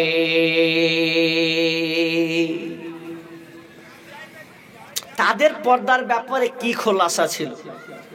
আর আজকে বর্তমান মেয়েদের কি ব্যাপার, এটা কি যা কেমন কি বুঝতে পারি না, সব নিবেন নাকি? হ্যাঁ আচ্ছা যাই হোক, কাজে দিবে, আসুক, অসুবিধা নেই, কি আছে দিয়ে দিবেন। তো কি বলছিলাম, যে এ পর্দা আজকে আমরা পরিবেশটাকে এমন ভাবে অনুকূলে রেখেছি, সমাজটাকে এত রসাতলে নিয়ে চলে গেছি। আপনার মেয়েকে আপনি পর্দা দিতে শিখুন। পর্দার আজকে 6-9 চলছে। এইটা মূল কারণ হচ্ছে কয়েকটা কারণ, 4টা কারণে আজকে মেয়েরা বেপর্দা হয়ে যাচ্ছে। এই ইম্পর্টেন্ট কয়েকটা কথা বলি, আপনাদের দরকার আছে। এই 4টা কারণ, তার মধ্যে একটা কারণ হচ্ছে পশ্চিমা কালচার। কথা বুঝছেন? পশ্চিমা কালচার, এদের ব্যবহার, আখলাক, চরিত্র আজকে মুসলমানের বাড়িতে ঢুকেছে। পশ্চিমা কালচার স্কুলে নিয়ম করে দিচ্ছে এখন, কি জানেন, যে স্কুলের ইউনিফর্ম এইরকম হওয়া লাগবে। আবার কোন জায়গায় দাপট দিয়ে বলছে বরখা পরা চলবে না, বরখা পরে স্কুলে আসা যাবে না, কলেজে আসা যাবে না। এটা নিয়ে কত তোলপাড় হলো, সামনে কি হবে আল্লাহ ভালো জানে। আর একটা স্কুলের ইউনিফর্ম দিচ্ছে বাচ্চা ছেলেদের মতন গো। পশ্চিমা কালচার ঢুকছে, আপনিও দিতে বাধ্য হচ্ছেন। কেন? যে আপনার মেয়েকে আপনি ইসলামী শিক্ষা দিতে চাচ্ছেন না বলে। দ্বিতীয়ত, আপনি মেয়েকে শিষ্টাচার শিক্ষা দেন না। আপনি কোনোদিন মেয়েকে বলেছেন, একটা মেয়ে 7 বছর 8 বছর যখন হচ্ছেন, আপনি বলেছেন কোনোদিন, বেটি সাবধান হও, আজ থেকে আস্তে আস্তে তুমি বরখা পরার চেষ্টা করো, হিজাব পরার চেষ্টা করো। কিন্তু আমরা নিজেরাই দায়ী।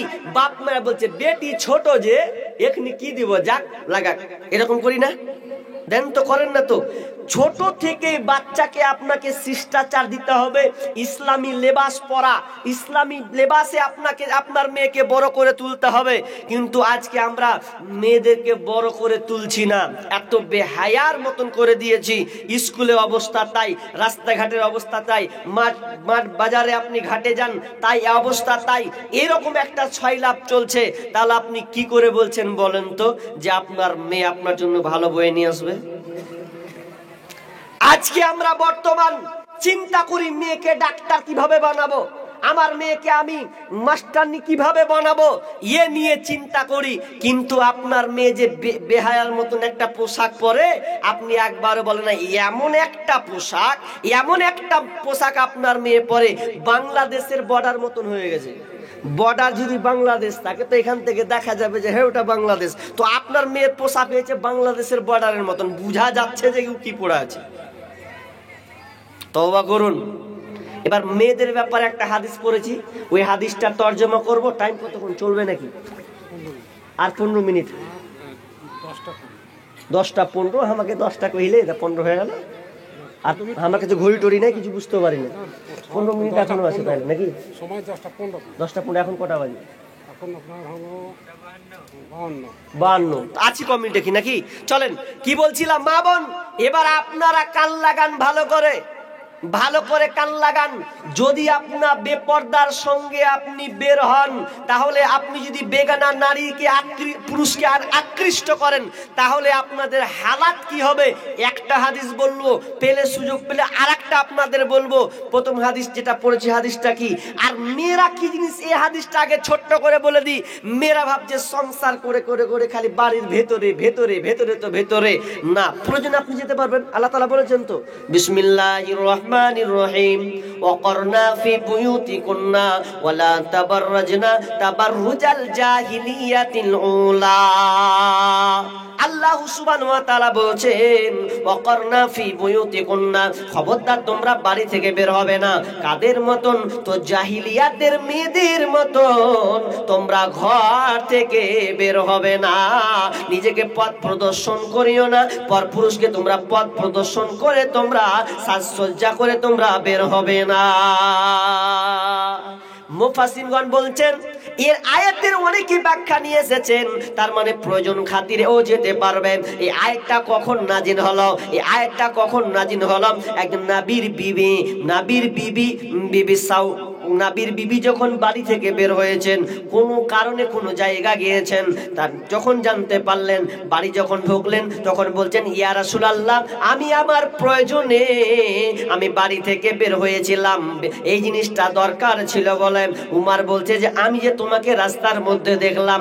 এরপরে অন্য তাফসীর ইবনে কাসির ব্যাখ্যা করছেন বিশ্বনবী ওই সময়তে তিনি বসে মাংস খাচ্ছেন, আপনার হাড্ডি নিয়ে আছেন।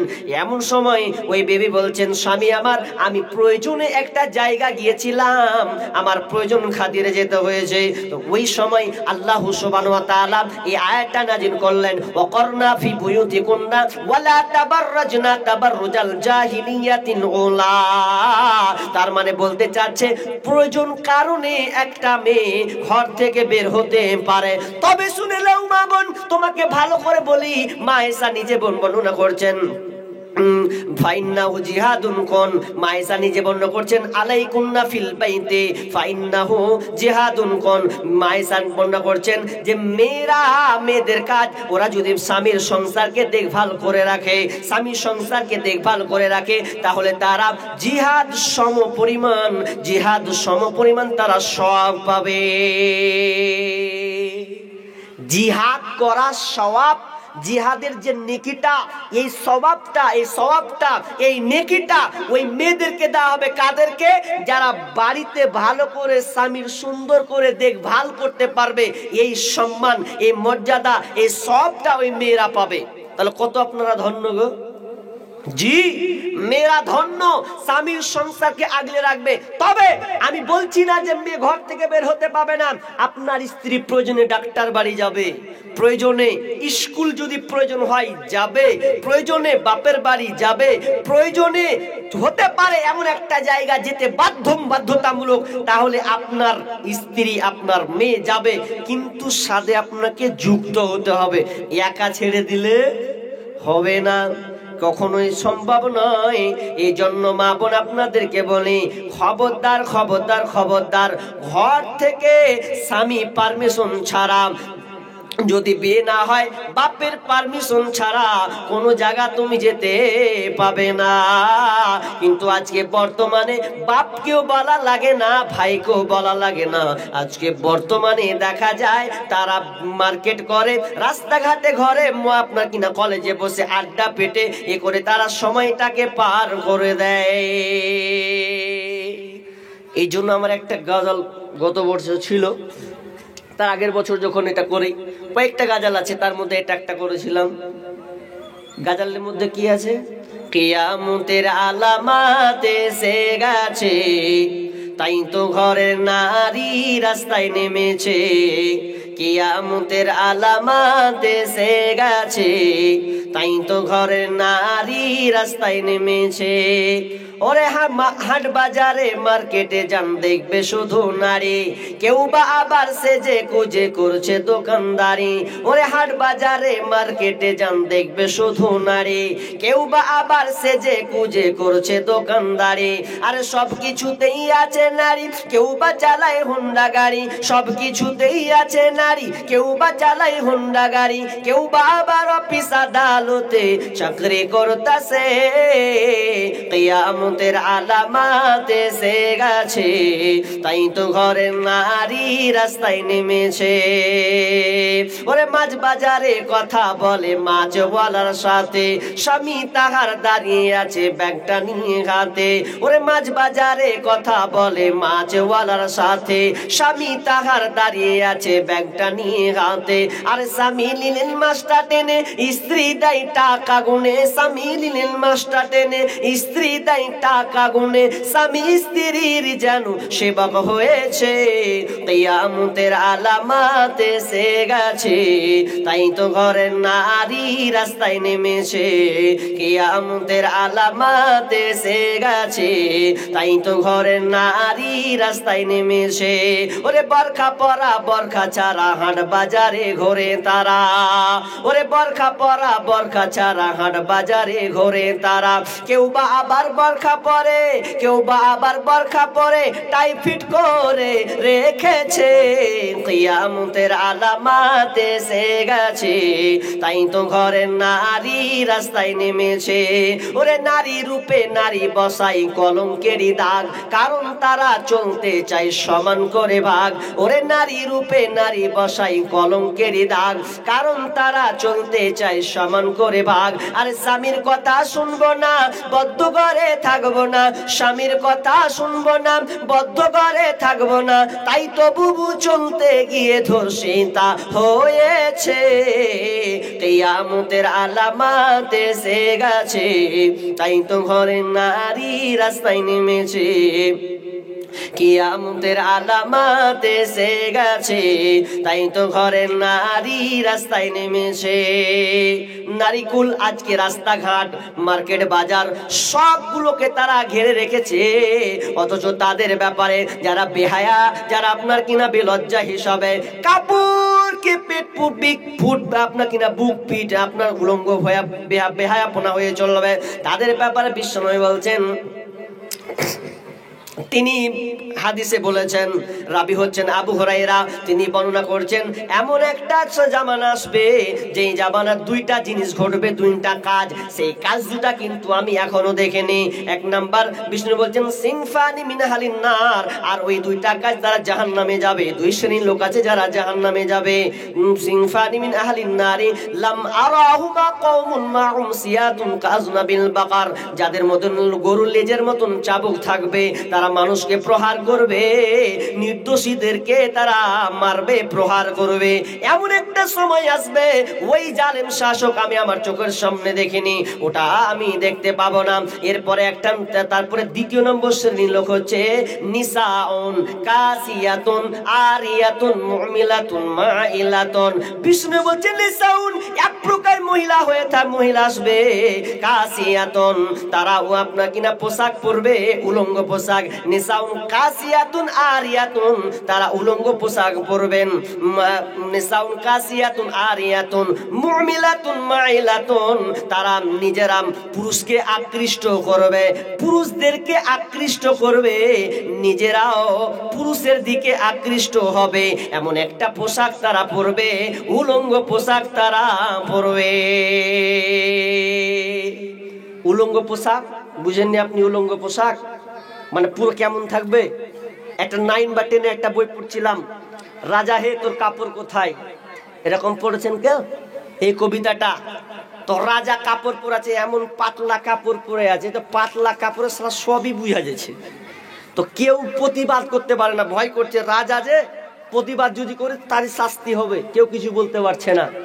তখন একটা ছেলে তখন সাহস করে বলেছিল, রাজা তোর কাপড় কোথায়? পাতলা এমন কাপড় পরেছে, ভেতরে সব অংশ বোঝা যাচ্ছে, কেউ ঠেকাতে পারে না। তো আপনার বিবির, আপনার মেয়ের পোশাক, উলঙ্গ পোশাক বুঝেননি? ওই যে আপনার মেয়ে রাস্তায় চলছে, বসে আছে, দেখেন পিঠে, আপনার বিবির পিঠে কাপড় নাই, বুকে ঠিক মতন কাপড় নাই, ছোট একটা ব্লাউজ পরে আছে, শাড়ি পরে আছে, ওটা হচ্ছে উলঙ্গ পোশাক। ওর নাম হচ্ছে উলঙ্গ পোশাক। আপনি উলঙ্গ পোশাক চিনতে পারেননি? যেই পোশাকটা পরে পুরুষরা আকৃষ্ট হয়ে যায়। আবার কত মেয়ে আছে কেমন কেমন করে, দেখবেন অনেক মেয়ে আছে যে এইটিকে পটাতে হবে, মেয়েরা পর্যন্ত শিখে নিয়েছে এই ছেলেটিকে পটাতে হবে, 10 নাম্বারটা লে না, ওরাও আকৃষ্ট করছে। ই তো ছেলে বদমাস, তো লিবে ঘুরিয়ে ওরাও আকৃষ্ট হয়ে যাচ্ছে যে এই ছেলেটার বাড়ি কোথায়, একে ধর একবার, মানে ও আকৃষ্ট করছে, নিজেও আকৃষ্ট হচ্ছে। এইরকম একটা ফিতনা যুগ আজকে বর্তমানে দেখা যাচ্ছে। তো এই পোশাকগুলোকে আপনার মেয়ে পরে না? আহা, ওই 6 বছর আগে মসজিদে যখন থাকতাম, এই 5 বছর ছাড়া হলো মসজিদ, তা মসজিদে যদি থেকেছি, আল্লাহু আকবার, হাইরে মেয়েদের পোশাক আপনারাই কিনে দিচ্ছেন ওই বাজারের পোশাকগুলা। একটা মেয়েকে দেখছি এমন পোশাক পরেছে, আল্লাহ, নিহাঙ্গা পোশাক বুঝেন? নিহাঙ্গা, এর নিহাঙ্গা পোশাক মানে কি, তল দিক ছেঁচড়াবে আর এদিক টাইট থাকবে, নিচের দিক মানে কি বলে ওটাকে, ঢোল্লা হবে। তো এতটা নিচে গেছে, তো আর হাঁটার ক্যাপাসিটি, আল্লাহু আকবার, আপনি নকল যদি করেন তো আপনি হেসে মরে যাবেন। রাস্তা দিয়ে বিয়ে খেতে যাচ্ছে, একটা মানে বিয়ে খেতে যাচ্ছে ও, তো বিয়ে খেতে যাচ্ছে, আমি মসজিদের গেটে দাঁড়িয়ে আছি, আমিও রেডি হচ্ছি। তো এমন সময় ওই মেয়েটা কালো নিহাঙ্গা পোশাক পরে আছে, হায়রে হাঁটার ঢং। ও যখন হাঁটছে, আর দুটা বেটি ছেলে আছে, কত কি মেখেছে, চুলকে উড়িয়েছে, শ্যাম্পু দিয়ে মাখিয়েছে। এরপরে যখন ও হাঁটছে, তো ভালো করে দেখেন, এ হাতেও ওর এই জাঙের এই দুখানটা ধরে আছে, হাঁটছে তো একবারে আল্লাহু আকবার। পুরুষ এমনিতে আকৃষ্ট হয়ে যাবে জি। ও যখন হাঁটছে তখন একবার এদিকে যেছে, একবার এদিকে যেছে, এরকম এরকম এরকম এইভাবে হাঁটছে। তারপর কোমরে লাত দিবে না কেউ? এটা কোনো হাঁটার ঢং হলো? এই রকম করে আজকে মেয়েরা হাঁটছে, তার মানে কি এটা হচ্ছে এক ধরনের উলঙ্গ পোশাক। এই জন্য বিষ্ণু বলছেন, রুসুহুন্না কাসনিমাতিল বুখতিল মাইলা। শুধু তাই নয়, ওই মেয়েরা চুলের ভেনিকে কুজের উটের মতন করবে। দেখবেন অনেক মেয়েরা খোপা বাঁধে, উঁচু উঁচু করে বাঁধে, কি বাঁধে না? এইভাবে উঁচু খোপা বাঁধবে। বিষ্ণু বলছে লা ইয়াদখুলুনাল জান্নাতা, ওই মেয়েরা কোনোদিন জান্নাতে যাবে না। লা ইয়াদখুলাল জান্নাতা ওয়ালা ইয়াজিদনা রিহাহা, তারা জান্নাত তো যাবে না, জান্নাতের সুগন্ধ, জান্নাতের সেন্ট পর্যন্ত পাবে না। ওই মেয়েরা কোনোদিন জান্নাতের সেন্ট পর্যন্ত পাবে না। জান্নাত এত দূর পর্যন্ত ছড়িয়ে পড়ে। ইন্না রিহাহা লা ইউজাদু মিন মাসিরাতিন কাদা ওয়া কাদা, অথচ ওই জান্নাতের সেন্ট, জান্নাতের আতর অনেক দূর পর্যন্ত ছিটিয়ে পড়ে। কোন হাদিসে আছেন, 1 বছর ধরে যদি একটা দ্রুত ঘোড়াগামী ঘোড়াকে ছেড়ে দেওয়া হয়, অত দূর, যত দূর পর্যন্ত যাবে 1 বছর ধরে, তত দূর পর্যন্ত জান্নাতের সেন্ট ছড়বে। কিন্তু হতভাগা ওই মেয়ে, ওই নারী কোনোদিন জান্নাতে যাবে না। ওই নারী কোনোদিন জান্নাতে যাবে না যেই নারী নিজে পোশাক, উলঙ্গ পোশাক পরে পুরুষদেরকে আকৃষ্ট করেছে।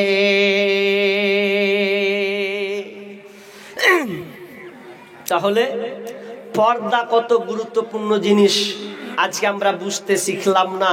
আমরা নিজেরা এতটাই ব্যর্থ হয়ে গেছি যে মেয়েদেরকে এখন পর্যন্ত শিখাতে পারিনি। তার মানে আপনি কত জায়গায়, কত দূরে আপনি পিছিয়ে আছেন। আপনার সমাজ রসাতলে কেন?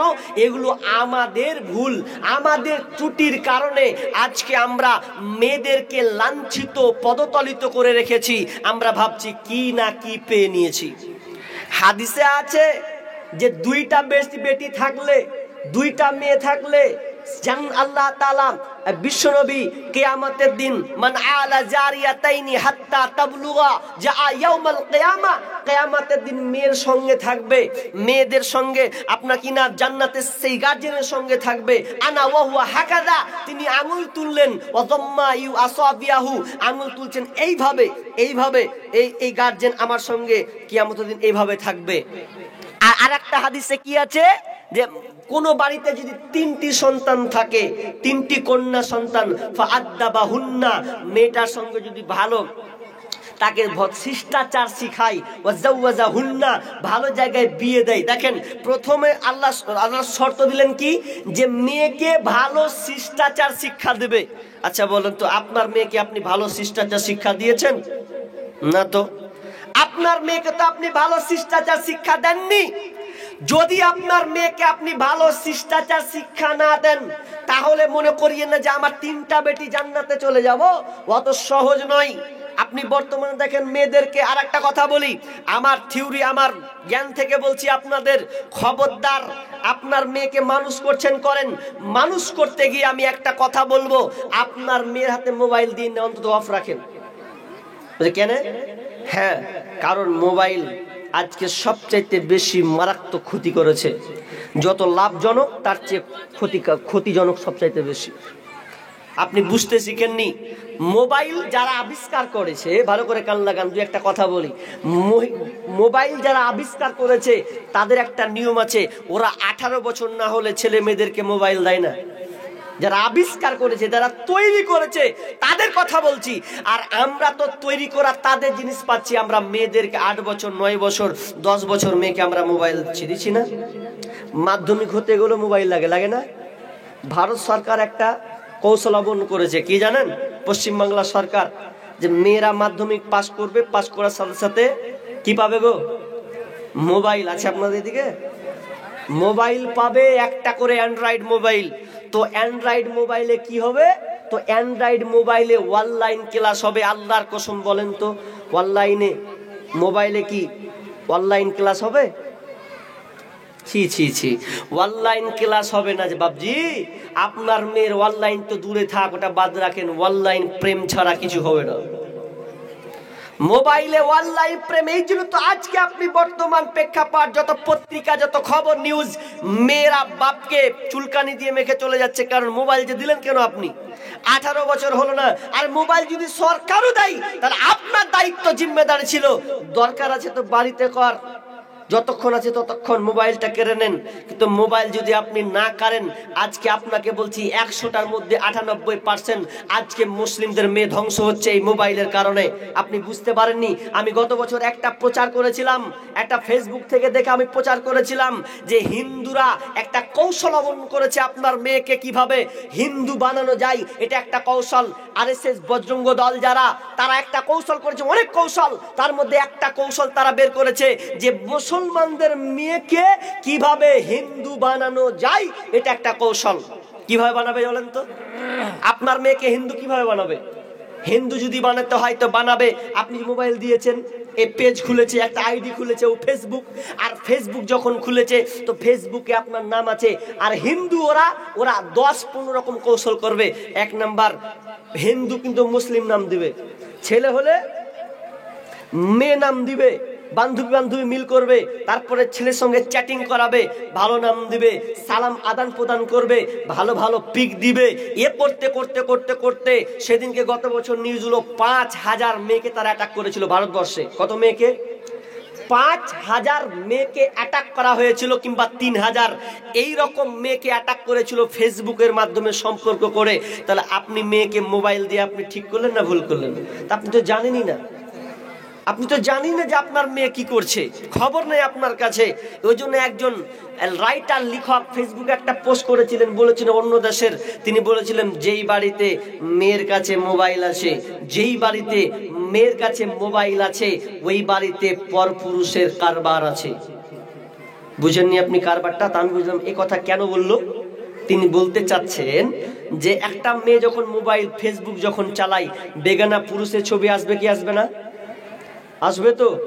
বেগানা পুরুষের পুরুষ দিনমান দেখবে। এই দেখতে দেখতে দেখতে দেখতে দেখতে একটা মেয়ে একটা ছেলে কত জিনিস যে দেখবে তার কথা নয়। ওই জন্য ওই কথাটা তিনি ফেসবুকে পোস্ট করেছিলেন যে মেয়ের বাড়িতে যদি মোবাইল দিয়ে দেওয়া হয় তাহলে ওখানে পর পুরুষের আশ্রয় হয়, পর পুরুষ আসবে না, মোবাইলে আপনার মেয়েকে শেষ করে দেবে।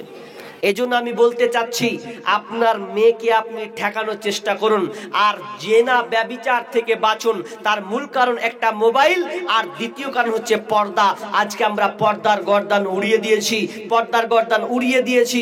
বিশ্বনবী শাবে মিরাজ করছেন, তো শাবে মিরাজ করতে করতে তিনি দেখতে পেলেন হাইরে বেগানা নারী আর নারী, নারী আর নারী, বেহায়া বেপর্দা নারী তখন উলঙ্গ হয়ে আছে, মেয়ে আর ছেলে আর মেয়ে একসঙ্গে একাকার হয়ে আছে, একাকার হয়ে আছে। কেমন একাকার? এমন একাকার হয়ে আছে সবাই। তখন আল্লাহ রাসূল বলছেন কি ব্যাপার? শেষে বলছেন যে এইরকম জমাট কেন? তন্দুরি রুটির মতন আগুন জাহান্নামে দাও দাও করে জ্বলছে, ছেলে মেয়েরা উলঙ্গ হয়ে জমে আছে। আর যখন আগুনটা উপরে উঠছে, আবার উপরে উঠে যাচ্ছে, মনে হচ্ছে পড়ে যাবে, পড়বে না, আবার তাপটা নিচে চলে যাচ্ছে, তো আবার চলে যাচ্ছে। এটা কে? বিষ্ণু বলছেন এরা কারা? তখন ফেরেশতারা বলছেন এরা হচ্ছে ব্যভিচার ব্যভিচারিণী, এরা হচ্ছে ব্যভিচার ব্যভিচারিণী। এরা দুনিয়াতে ব্যভিচার করতো, প্রেমে আবদ্ধ থাকতো, প্রেম প্রেমিকা নিয়ে আবদ্ধ থাকতো, তারা ইজ্জতকে আপনার আব্রুকে লুটে নিত। এই জন্য আজকে হালাত তাদের হয়েছে, এই জন্য তাদের শাস্তি হয়েছে তারা জাহান্নামে। তারা যাদের শাস্তি এইরকম, জাহান্নামে তারা জ্বলতে থাকবে। কারণ উলঙ্গ বেহায়াপনা করে তারা নিজের লজ্জা স্থানকে, তার নিজের আব্রুকে তারা বিক্রি করেছিল। আর ছোট্ট করে একটা হাদিস বলবো দিয়ে আমি সমাপকে টেনে দেব। কি হাদিস? ভালো করে শুনেন। আব্বাস রাদিয়াল্লাহু তাআলা তিনি বলছেন, একজন সাহাবীকে বলছেন, এই দেখো তুমি জান্নাতি মেয়ে দেখবে, জান্নাতি মহিলা দেখবে, জান্নাতি মেয়েকে ওই যে দেখো ওই কালো মেয়েটা, ওই মেয়েটা হচ্ছে জান্নাতি একটা মহিলা। ওই মেয়েটা হচ্ছে জান্নাতি মেয়ে, মেয়েটা হচ্ছে জান্নাতি মেয়ে। তাহলে মেয়েটা কেন জান্নাতি?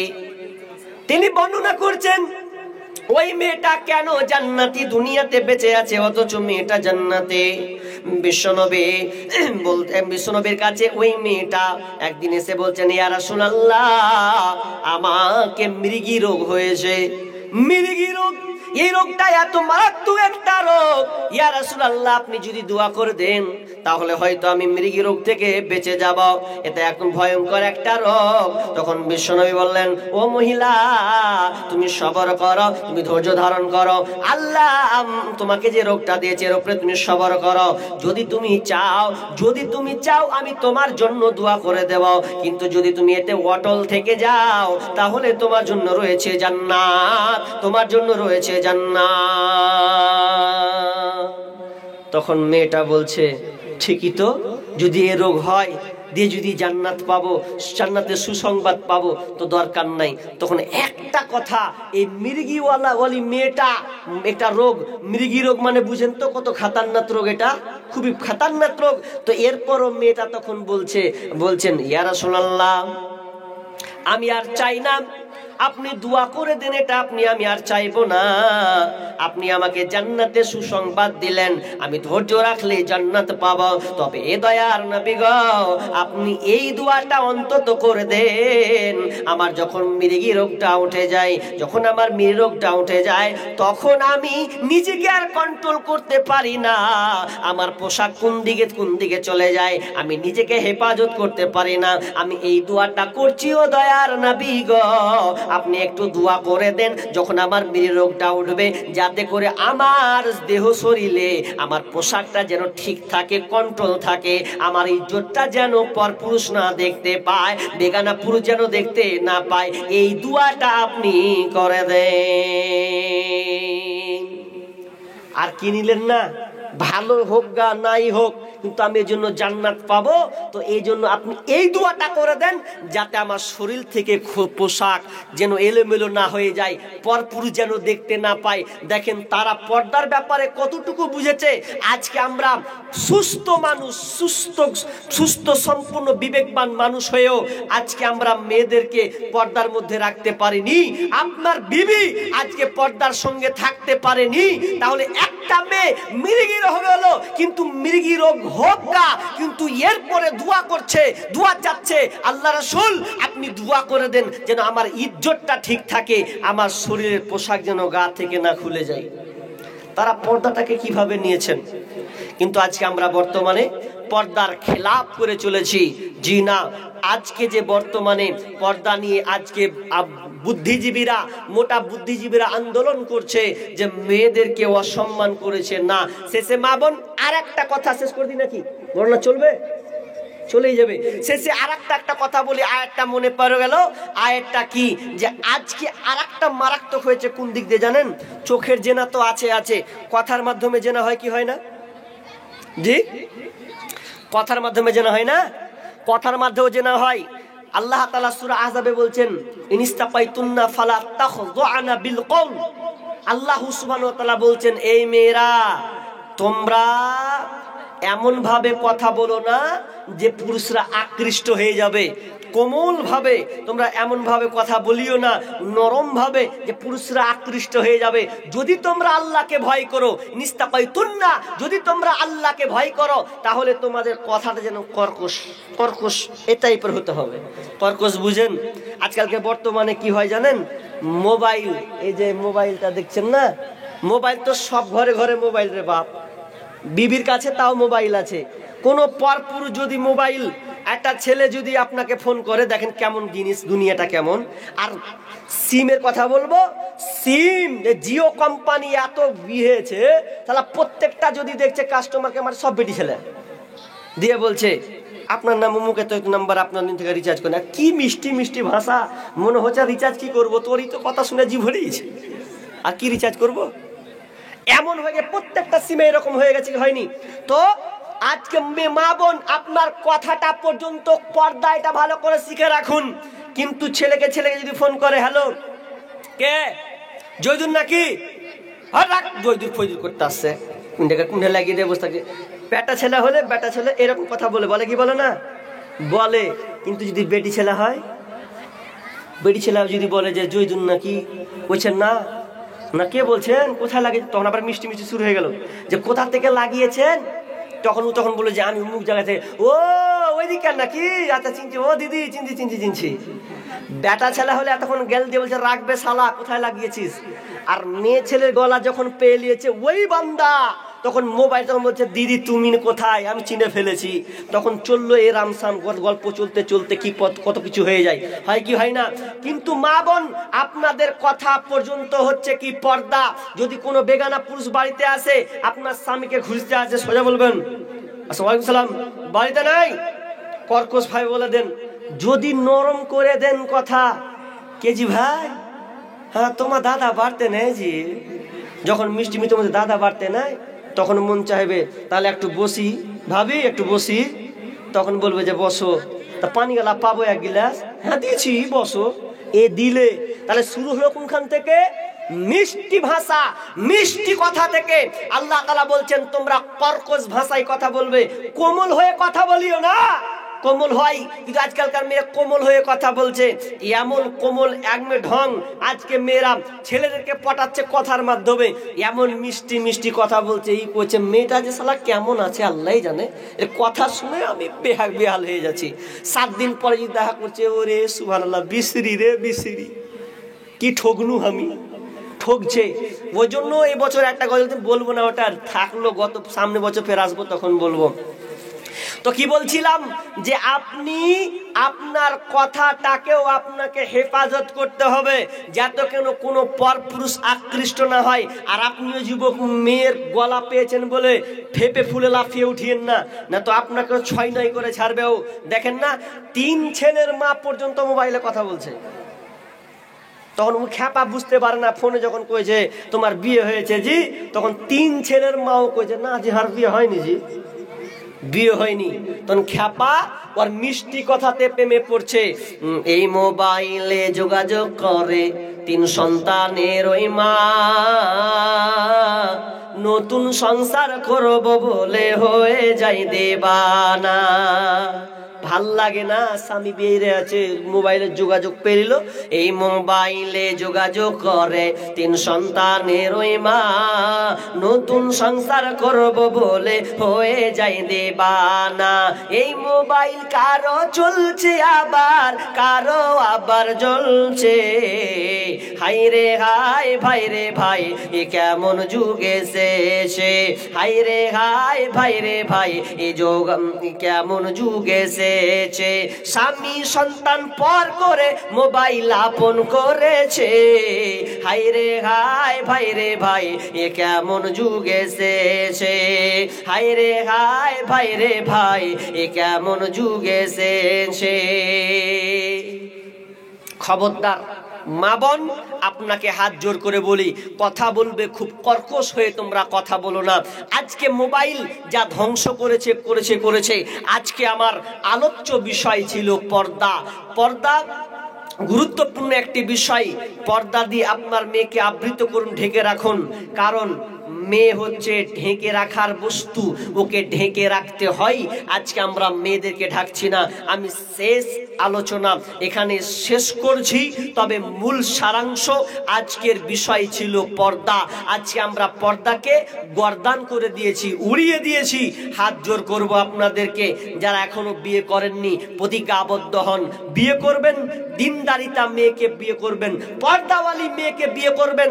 যেই বাড়িতে যেই সংসারে পর্দাশীলতা বোন আছে, ওই মেয়েটাকে আপনি চয়ন করুন, তাহলে আপনি নিজে শান্তি পাবেন, আপনার পরিবারও শান্তি হবে। কিন্তু আজকে আমরা উল্টাটা করি, দিনদারি মেয়ে ধুরি না, ধুরি কোথা, মেয়েটা দেখতে সুন্দর কিনা এগুলো দেখার চেষ্টা করি। খবরদার, আমার শেষ বার্তা হাদিসের আলোকে রাসূল সাল্লাল্লাহু আলাইহি ওয়াসাল্লাম বলছেন, তোমরা দিনদারিতা ফাজফার বিজাতি দিন, তোমরা দিনদারিতা মেয়েকে প্রাধান্য দিবে। এই প্রাধান্য দিবে, তাহলে তোমার কি হবে, তুমি সংসারে সুখে শান্তি শান্তিতে পাবে। আজকে আমি শেষ বার্তা দিয়ে যাব এই আপনাদের এলাকায়, যে আপনি দিনদারিতা পর্দাওয়ালি মেয়ে, যেই মেয়েটা পর্দার সঙ্গে থাকে, মক্তবে যায়, মাদ্রাসায় পড়ে, আল্লাহকে ভয় করে, এই রকম মেয়েকে আপনি নির্বাচন করুন। আপনার ছেলে যদি বিয়ে দেন, এই রকম মেয়ে নির্বাচন করুন এবং বিনা পণে বিয়ে দেন, তাহলে দেখবেন আপনার পরিবার শান্তিতে হবে, আপনাকেও ভালো লাগবে যে ভালো একটা বৌমা পেয়েছি, আমার কথা মতো শুনে ভালো লাগে, এই রকম করবেন। আর খবরদার, বাড়ি থেকে আজ গ্রামে একটা বার্তা নেন, গ্রামে একটা মিটিং করেন, এই রকম মিটিং করবেন যে সবার বাড়িতে মেয়ে আছে, সাবালিকা মেয়ে আছে, এই মেয়ে বাড়ি থেকে বের হবে, হিজাব পরে বের হবে, এই রকম একটা আপনাদেরকে আন্দোলন করতে হবে, আপনাদেরকে বসে আলোচনা করতে হবে, সর্দারে বসতে হবে যে না, এই রসাতল যাওয়ার কারণ আমরাই নিজেরাই, পরকে লোক দিয়ে আপনার কোনো লাভ হবে না। হিন্দুরা দিচ্ছে, ওটা ওদের ব্যাপার, ওদের কালচার। আপনার মেয়ে যেন ঠিক মতন বের হয়। প্রত্যেকটা গ্রামে এরকম একটা রুটিন করবেন যে না, চলবে না। অনেক এলাকা দেখেছি মাশাআল্লাহ, আসামে প্রোগ্রাম করে এসেছি গতবার, এবার মিনি ডেট, গতবার 4টা প্রোগ্রাম করেছি মোট, হয়রানির শেষ নাই, পুলিশকে কৈফিয়তের শেষ নাই, 4বার 3বার গেছি, পুলিশের কাছে গেলাম, আর যাই না। তো কি বলছিলাম, তো ওদিককার মেয়েদের কালচার আপনি দেখবেন, আল্লাহু আকবার, ওই মনোয়ার যখন আসে তো বুক ফুলিয়ে যায়, সাদে কি বলে যায় যে জালসা আমাদের হবে, মেয়ে যদি একটা খেতে পারে তো গলা জুতা দিয়ে পড়বো, ঘুরে বেড়াবো। আপনি মেয়ে দেখতে পাবেন না, দিন সন্ধ্যা হয়ে গেলে আপনি মেয়েদেরকে দেখতে পাবেন না।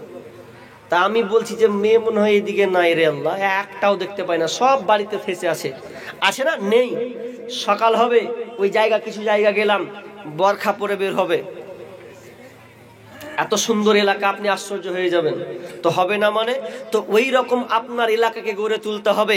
আল্লাহ, যারা আমরা এতক্ষণ আলোচনা শুনলাম, এই আলোচনা আজকের আলোচ্য বিষয় ছিল পর্দা। আল্লাহ, তুমি আমাদেরকে সকলকে পর্দা করার তৌফিক দান করুন, বলুন আমিন। প্রতীক আবদ্ধ হন, যাদের যাদের বিবি রয়েছে আজ থেকে আবদ্ধ হন।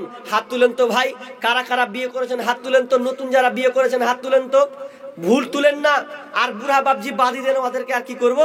যারা ইয়ং ছেলে আছেন হাত তুলেন, বিয়ে করেছেন যারা, নাই 1 জন 2 জন 3 জন বাকি করেননি, করেছেন, খবরদার প্রতিজ্ঞাবদ্ধ হন, কাল থেকে বিবিদেরকে বরখা নিয়ে দিবেন তো ইনশাআল্লাহ, দিবেন তো ইনশাআল্লাহ। কেমন হলো, দিবেন না আপনারা? বরখার দাম বেশি নয়, 300 400 500 যেমন নেবেন, যত সাধারণ নেবেন তত ভালো। ফ্যাশন বরখা আপনারা দিবেন না কিন্তু। কে কে দিবেন এরকম হাত তুলেন তো, যা দিনই কিন্তু আজ থেকে দেবো ইনশাআল্লাহ। মাশাআল্লাহ, একটা ভাই হাত তুলেছে, বাকি আপনারা কেউ দিবেন না, সবাই বরখা। আপনি এখানে বাড়ি নাকি? তো সবাই বরখা পরে বিবিরাকে পড়ায় না, কেমন কি হাত তুলে না যে একটাও, যে হাজি তুলে না যে, বলেন ইনশাআল্লাহ। তাহলে জালসা সার্থকতা হবে যে ইনশাআল্লাহ বরখা পরে বের করাবে, এরকম আবদ্ধ হন সাহাবীদের মতন, বীর যোদ্ধার মতন। 1টা 2টা 3টা, আর বাকিগুলো যে কি করবেন আল্লাহই জানে। তার মানে আপনারা চাচ্ছেন ঘুরুক গা, কাপুরুষ ঘুরুক গা, এরকম চাচ্ছেন নাকি? কাপুরুষ হওয়ার চেষ্টা করিয়েন না, বীর পুরুষ হন। খালি তরকারিতে নুন কম হয়েছে আর বলা করে তোকে করে দিব, নুন কেন কম করলি, তোর গাদাগাদ। এটার নাম ক্ষমতা লয়। ক্ষমতা দেখাতে হবে। তুই বেহায়া হয়ে বের হলি কেন, এরকম পিঠে গাদাগাদ দেন, অসুবিধা নাই। তরকারিতে নুন কম হয়েছে তো হোক গা, এটা সহ্য করলেন, কিন্তু আপনার বিবিকে যেন না দেখে। আপনি জানেন কাফেরদের বৈশিষ্ট্য, মুশরিকদের বৈশিষ্ট্য আপনাকে বলছি। সাহাবীদের যুগে একজন মুশরিক উট বিক্রি করবে, উট, ভালো করে শুনেন তো, উট যে বিক্রি করবে তো উটটাতে ওর মেয়েরা চাপতো, ওর বিবিরা চাপতো, বেটিরা। তো এবার বলছে উটটা বিক্রি করে দেবো। তো উট বিক্রি করবে তো খানিকক্ষণ মনে করছে উট বিক্রি করব, তখন কোন কে যে চাপবে, আমার বেটি ওই উটের পিঠে চেপেছে, আর কেউ না কেউ চাপবে, বেঁচে দিলে ওর মনে কত গায়রত লেগেছে দেখেন। তখন ওই মুশরিক ব্যক্তি কি করছে, যে গরু বেচবো, উট বেচবো না, কি করবো, জবাই করে দিল। জবাই করে দিলেও বিক্রি করলে না, কিসের লেগে, যে আমার বেটি এই উটের পিঠে চেপেছে, তো আর একটা ছেলে চাপবে কি চাপবে না, যে চাপতে পারে, ও কিনা যেমন সে করতে পারে। তো ওকে এত গায়রত লেগেছে যে না চাপুক, এই জন্য সে নিজে উটটাকে জবাই করছে, উটকে জবাই করে দিল। তার মধ্যে কতটা গায়রত। আর আপনার মেয়ের গায়রত কোথায়? আপনি বাইক চাপাচ্ছেন, আপনি কোথায়? তো একটা পরপুরুষের গাড়িতে আপনি বাইকের পেছনে আপনি চাপিয়ে দিচ্ছেন যে আপনার মেয়ে কোথায় গেল আর এলো, আপনার কোনো খবর নাই। তাহলে আপনি তার থেকে কতটা খারাপ আপনি ভেবে দেখেছেন? খবরদার না, আপনার মেয়েকে আপনি ভালোভাবে দেখভাল করুন, কারণ আপনি দায়িত্ববান পুরুষ। আপনি পুরুষ যদি হতে চান তাহলে আপনার মেয়েদেরকে ঠেকাতে হবে, বিবিদেরকে ঠেকাতে হবে। পর্দা আজকে সবচাইতে রসাতল যাওয়ার, জেনা ব্যভিচার এ বৃদ্ধি হওয়ার সবচাইতে বড়